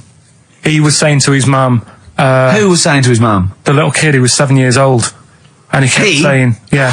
He was and he was pregnant? Yeah. I know. What do you mean? And he was saying to his mum, oh, God, I don't feel well. And, like, his belly was all swollen, and they thought he'd just been eating cake or whatever. And he was saying, I can feel something moving about, and they were like, stop messing about, there's nothing wrong with you. Eventually, I think he was in gym at school. In gym? What, Jim was pregnant with him? It was like a Russian doll. He was at school, right? Just about to do sit-ups or whatever they do at school. Yeah. Right? And flew out across the room. Teacher goes, you're a bit fat. You look a bit pregnant. And so best thing, so the doctors took him, said, you're 7 years pregnant or something like that. What? Yeah. What? Or something like that? You're 7 years pregnant. Or something like that. You're seeing the doctor. Carl, why don't you think about what you say before you say it? See the reaction I get. Now the gazelle, I didn't get excited like that. 7 years pregnant. Send it in. If someone's online at the moment, just having a look around, it happened on Monday or Tuesday. Because I told you at the pub quiz, didn't I, Steve? I said to you, I know the baby's had a baby. Yeah. And you were like, yeah, whatever. Well, I just thought you were talking nonsense as ever. Well, we'll find out. You're 7 years pregnant. Yeah. You're a fool. Play a record. Well, we've still got stuff coming up. Monkey News? Rockbusters answers. We'll have to get that out of the way soon, because we've got to get out of Have we got a cheeky freak of the week? Yeah. Brilliant. America by Simon and Garfunkel on XFM 104.9. I'm Ricky Gervais, and I understand I'm about to read my words, Steve. Well, once again, there's always someone, and it looks like it's Mike Lamb who has come to Carl's rescue. Lambo's let me down then. Doctors have removed a 4-pound baby boy from the stomach of his 7-year-old twin brother. Yeah. Alan Jan Niamatilev was born with the freak fetus growing inside him. For 7 years, it lived like a parasite until a school doctor became alarmed about Alan Jan's bulging tummy and took him to hospital. Surgeons who gave him a scan operated immediately, unaware that the baby was attached to the boy's blood vessels and still alive. They saved Alan Jan from certain death, but knew the 8-inch fetus was doomed. So there we are. Boy pregnant with his own twin brother by Barbara Davis. That was in the Mirror, apparently. So I've read on, and all the facts are right. They took him to school. The parents didn't realise. And that isn't even this week's Freak of the Week. I mean, that's you got that for free. You got that. You can have that. That's the free freak of the week. Free freak. That's giveaway. That's like 13.5% extra. Yeah. You know what I mean? That you might get with hairspray or something. So that, I mean, if that's just the throwaway freak of the week, there are 2 freaks of the weeks there. If those 2 freak, I can't wait to see what the actual freak of the week is that people are paying for. Is it incredible, Carl? I'll tell you what. Something else you can have for free. Go on. Another sort of freaky thing, right? I was watching this program in the week. Right? What? I don't know what it was. But it was about, I just saw this little fella on it, right? What do you mean, little fella? He was doing this history thing. Oh. Right? Yeah, I know what you mean. So is this he's found out that a Viking was a bit like him? Yeah, that's it, yeah. He was boneless or something, or he's... Well, that's the weird thing. What do you think of that, Steve? He's what? He's boneless? No, he was called Harry the Boneless or something. Yeah, but you know what you're going to get there, don't you? That's what I mean. Always have a name, Elephant Man, you know. Harry the Boneless. Where is he? You know what I mean? I'm meeting someone, waiter, what's his name? He's called Harry the Boneless. He's over there flapping around. Yeah. He's over there in the bucket, having noodles. That's what I mean. But, do you reckon you could do that? Do you reckon you could have your bones taken out? I love talking to him! He's brilliant, it's like talking to a 5-year-old. I was asking Suzanne when she was watching it, and she was like, ask me later. Yeah, brilliant. She wanted to know about, What you said? You were watching this programme about history, right? About Vikings. Something like that. You turned to your girlfriend and said, do you reckon you could have your bones taken out? Yeah. I love that. I mean, that is why you are my favourite. What do you mean you think you could have your bones taken out? Firstly, why would you have your bones taken out? If you've only got a small flat or something, and there isn't much room. Yeah. Right? And what I mean is, would all your organs still do the stuff? No, they wouldn't. You'd just be mush. Listen, I'll teach you something now, right? The skeleton, right? SPAM. Yeah? Support, movement, anchorage. No, support, protection, anchorage, movement. SPAM. That's what the bones do. Yeah? You couldn't stand up. You wouldn't be protected because they protect the rib cage, skull, of course. Anchorage, everything holds onto it. Every muscle is tethered to pull against something, like a crane, a pulley system, so you wouldn't be able to move at all. Do you know what I mean? So you'd be in a bucket. There'd be nothing. Well, you'd die immediately, obviously. No, you can't have your bones taken out, Carl. I mean, why do you need to ask that question? Sorry, but Boneless Bob, or whatever his name was. Harry the Boneless. he presumably didn't have any bones. I mean, that's why he had that name, obviously. No, he did. No, he's got the name. Yeah, exactly. No, he was just... I've had an email here from Graham, old Kent Road. He just says, I had a dream about Karl last night. Can I sue? I've no idea what he looks like, apart from the boldness, and yet he turns up in the middle of my dream. I don't need this, it's harassment. Yeah. But people are having dreams about you now, Karl. You actually, it's like you're one of something that was created by the Brothers Grimm. I had a dream. You know when people used to have anxiety dreams, they had like an exam or something, like you suddenly go to school and you realised, oh my god, you didn't have your trousers on, or I had an anxiety dream. I assume we started off in anxiety dream about The Office, about filming The Office, and we had to film in HMV, but someone hadn't cleared it, and so we had to find an R price. And I went, oh, okay, that'll do. And as I was walking there, right, I didn't have any shoes on, which is like an anxiety dream, but I looked down and I went, so what? Yeah. So I'm so lazy now. I think even anxiety dreams don't kick into me. I'm not sure that's true. I think that's just a memory. I would be at all surprised if you turned up with filming The Office. Yeah, with no shoes. We don't need shoes. When we were originally doing the pilot for the very first series, obviously Ricky's the main character. He's in it all the time. It's obviously important. It's our big chance to get something made for TV. You know, it's going to launch our careers. And I turn up on the Monday. He's twisted his ankle. He has to be wheeled around in a wheelchair because he went out jogging, stepped on a tin can in the street, and fell over. Who left that there? Like a 40-year-old man with brittle bone disease. He just twisted his ankle and he was out of action. It was pathetic. Yeah, that was the pilot. Absolutely pathetic. But I still turned up, Carl. That's the sort of trooper I am. Well, yeah, but you moaned the whole week. Wait. Well, I didn't like having to go around in a wheelchair, did I? Yeah. It's not pleasant, you know, but in a weird way, it taught me all the problems. Do you have anxiety dreams, Carl? Do you ever lie awake worrying about stuff? Because I have a lot going on in my head. Yeah. I don't have that. What do you do, rent it out to people? Is it two monkeys swinging in a tie at the moment? Yeah. I just don't have that many dreams. No. I love that. I love the fact you don't have that many dreams. Well, you haven't had a decent night's sleep since you were 14, according to you. 12. Really? Yeah, so I know what you meant. I know what you mean though now, when sometimes you're so tired, because I'd forgotten that. You're so tired and you think, well, I'm so glad I don't have to go out tonight. I'm going to go and just lay on the couch and then go to bed. Yeah. Have you had one, Steve? Anxiety dreams, I do have them periodically, yeah. It used to be a lot of, things like running to get to school in time, but, suddenly your feet are running in treacle and you can hear the school bell and you I haven't had them for years. I just haven't had an anxiety dream for years and years and years. Don't know. I just don't care. No, you just genuinely don't care about anything. This is the problem. You've just got to a point now where nothing bothers you, really. It's like you're just too lazy and disinterested in anything. This show, your career, my career, Carl. No, I never give up on Carl. So, Carl, so this little Harry the Boneless, what was your point? Was that really your point? You wondered if you could live without bones? Yeah, I saw the little fella on this programme. And The presenter? Yeah, and he was a small fella, and he was talking about Harry the Boneless. And I thought, that's interesting little bit of science stuff. Yeah. Well, yeah, that's about it on him, really. All right, well, that's just another bonus cheeky freak of the week, isn't it? That's not even the freak of the week either. No. That's still to come. So you've had a pregnant Siamese twin. I know, it's been mad in You've the had a freak week. bonus fella and another fella talking about him. They're not even involved in freak of the week. No. This is getting mad. Play a record. Let's play a record. Let's have cheeky freak of the week afterwards, shall we? Yeah. Current single from Nick Cave. Can we do monkey news first? I'd rather have a cheeky freak of the week. Nick Cave and the Bad Seeds, He Wants You. Brilliant. XFM. Yeah. So, Carl, off you go. Well, we're not going to do freak of the week here, Okay. right? Because we've done quite a bit of that in the last 20 minutes. We've Right, so OD'd we'll move on that. freaks, you think? Yeah. Sure. We'll just shift it a little bit. Okay.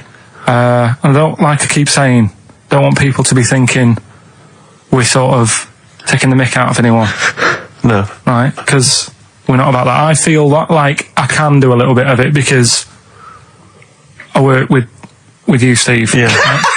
Sure. It gives me that right. It's like a care worker. Yeah, I understand. Well, it's like that thing of you can't be homophobic because I've got a couple of gay mates and Sure, stuff. sure. I think it sort of gives me that edge, Yeah. right? So you're not freakophobic because you work with Steve? Yeah, that's right, yeah. So, yeah. Okay. Well, by that token, I should be able to sort of slag off, the mentally ill. What do you Or mean? at least mentally handicapped. Now, there's a term you don't hear very often. In 2003, there was the mentally The mentally handicapped. Isn't that what it was? Oh, I don't know where to start. But I I'd mean, like to apologise for the Lady Diana stuff, the term mentally handicapped, and any inadvertent racism that we may have stumbled What's over. the actual term then? Is it retarded? Right, come on now. Oh, chimpanzee that! Monkey news, earlier than usual. I'll have to save this link now. Monkey news. We've done a lot of stuff, right, on monkeys. And most of it has been... Is bollocks. No, has been like happy stories. Oh, is this it's not... Is this going to be like our tune? Our monkey tune. Simon Bates and welcome to our monkey tune. No, but do you know what I mean? We've done stuff about a monkey that robbed a bank. Yeah. Why is that happy? He had a great life after that. Right. What, in Marbella? Yeah. Right. We did the one who saved someone's handbag in a railway station. We've had a lovely marriage, couple of marriages. Couple of monkey marriages. Yeah, There was the one who got a job in a railway station. Yeah, the hairdresser. The one who set up a business in Spain. I don't even remember that one. I'm willing to believe that happened. Go on then, Carl. But anyway, yeah. So today's isn't that happy really. It's about some monkey. I think it was a chimp. Who's an ape? Go on. He tried to. I mean, the story sets off at a sort of a weird thing. Yeah. It's something about he went to Russia to do some business. What are you talking about, Carl? It jumped past that bit though. It didn't start there. What are you... Do you know what I mean? It didn't tell you what he was doing. It just said, there's this monkey, he went to Russia. To do some business. I know. Do some stuff. I don't know. Get a monkey business. And anyway, didn't work out. So, they were furious. We wanted a surgeon. You send us a monkey. Anyway, ended up being homeless. Oh no! You're It's always joking. taking a turn for the worst. What? Couldn't even get into like a tree hostel or anything like that. That's the problem. And God. ended up homeless. Got in with some tramps. I don't know where to start. Come on. Yeah, so he's knocking about with some tramps and stuff. Sharing drink and what have you around a little fire. They broke into some home, not sort of squatted. Right, so into not the homeless flat. anymore.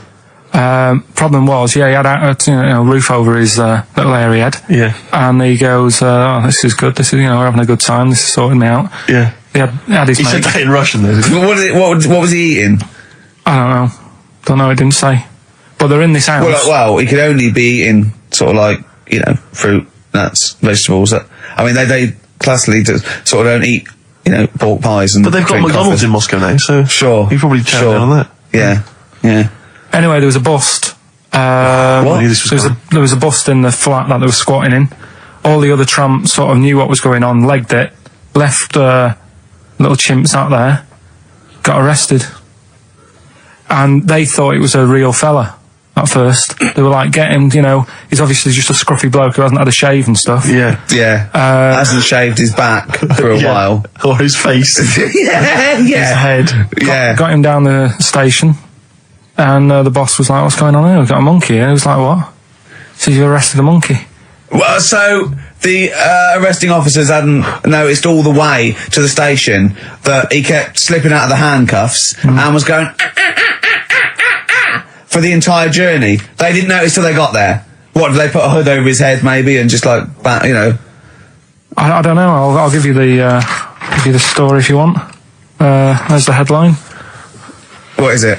What's the headline, Steve? I don't want to see it, but... The headline, this is once again from supposedly reputable news organisation Ananova, homeless monkey arrested in Russia. Did you read on, or did you see the headline and make up that whole story? Most of it is there. But what isn't there? What bit isn't there then? I think Steve can have a look over it, check it out and stuff. Point out the embellishment for me, Steve, will you? Well, what it doesn't say is that the police didn't realise it was a monkey. That's what I was guessing. Really? That they got it back and said, "What are you doing? We've got a monkey." And they go, Yeah. Oh, God. There's some more monkey problems in the week. Have you seen the Alfords advert with monkeys in? No. There's a new advert out for Alfords selling bikes and stuff. Yeah. It's got some monkeys in it. It's caused an uproar. Why? People are saying it's, dressing them up in tracksuits and that is, Taking the mickey out of Manchester. it's not nice for the animals and that. So there's been loads of But complaints they get a about free it. bike or something, do they, I imagine? I think they kept the tracksuits. Yeah. But, Yeah, that's the after thing this now. cheeky freak of the week. No, I'm just saying we're not doing this to sort of, again, take the mickey out of the animals and stuff. These are true stories and that. But yeah, coming next, Freak of the Week. Kings of Leon, Red Morning Light on XFM 104.9. I'm Ricky Gervais, with me, Steve Merchant and little Karl Pilkington. Getting excited because it's a special time of the week where we get to talk about a cheeky freak of the week. Well, just get Rockbusters out of the way, right? Because I've got to put these prizes in the post bag now, so I'm shooting off. Yeah, because you got to go early. So I don't know how you do your job. You went to Manchester. You went to Madeira. You had a day off because your trousers were wet and you had a cold. And now you're shooting down to Cornwall. You're leaving early. How do you get your work done? And you've got one job. Me and Steve have got loads of things to do. The man fast let me work. Like I said, the prize is ready and packed up. Here. No one's being affected by me shooting off early. Right? Okay. So, Rockbusters answers, got to get them out of the way a bit earlier. Right? So, here they are. First one. He's got American coins all the way down his spine. Yeah. Why would that be? Right? Initial was N. Nickelback. I got all these this week. Right. Second one, Jeremy Beadle has got arthritis. What's going on there? Stiff little fingers. SLF, stiff little fingers. Yeah. And the third one, Foxy, Shipman, and No, and a country and western singer, you said. Now, what's the initial? SD. Yeah, so Spin Doctors. Yeah, I got that. And then I said to you, why is it a country and western singer? And you said Dr. Hook. Why is it Dr. Hook? Why does that give anyone the clue Dr. Hook? A country and western singer. It's just what was in my mind when I thought. Well, there we are. There you go. So we'll change this to Rockbusters, or What Am I Thinking? You could have had Dre. What's in my mind? You could have had And the Medics. All right? Just think it through. Who's the winner? The winner very lucky. Sandra Cassidy of Leigh-on-Sea. She gets all those great prizes. You know, we've actually had people emailing in saying this is the worst Rockbusters ever because it was too easy, it was boring. This is just, don't shoot the messenger. Other people saying it really has run its course. Some people genuinely agree. Oh, Carl, this must hurt, mate. Stinging attacks on you. Some people just slagging you off generally, saying that you whinge all the time. It looks like Steve was right when he sort of like poo-poos your ideas. So when he wheezed on your bonfire. Someone else, I swear to God, someone else emailed in and said, don't bother sending me the prizes, take them to a charity shop or pawn them, give me the money, I'd rather have it. So I don't know what to say, Carl. I just wonder if it really has run its course now. All right, well, we'll see what you come up with next week, then. Let's see what you do. Let's see what you come in with. Sure. At 5-1. I'm guessing you'll be popping in with another hip-hop track full of effing and jeffing. Well, I won't bring it into you, I'll do it myself at home, because obviously that makes it easier. Obviously you can't cope. Oh, dear. Are you actually going to be here next week, or are you still going to be in Cornwall? No, you see, there again, I'll be back in time. And in the week, when I go to, Cornwall, see the Monkey World. Yeah, you're 2 days past the Monkey World. That still work. Yeah. That still work? What? You're going to interview some of the monkeys? I love that. I love that. You were going, could a monkey live without bones? And so I'm going, Carl, please, just look at the monkeys and eat your ice cream. And that's work, is it? Right. Right, are we having Cheeky Freak of the Week? Do you want to do it? What time have you got to shoot off? Could do with shooting off sort of soonish. Okay. To be honest. This is not radio. Have you ever heard that on a radio show? Chris Tarrant going, I can't shoot off a radio. I couldn't get a later train. I know! Why did you get a later train? There isn't a later train. So I couldn't get to Cornwall tonight if I had to. If I had to finish this show, I couldn't possibly get to Cornwall. Rubbish. Of course there's a later train. Oh, I've booked it now anyway. Right, well, that's the point, isn't it? Yeah. You're not thought whatever. I don't think the show's lost anything. I think we've still had the, Freak of the Week's coming up now. Oh, cheeky Freak of the Week. Right, well, we've had some interesting things we've been looking at. This week, it's about the strangest couple that ever got married.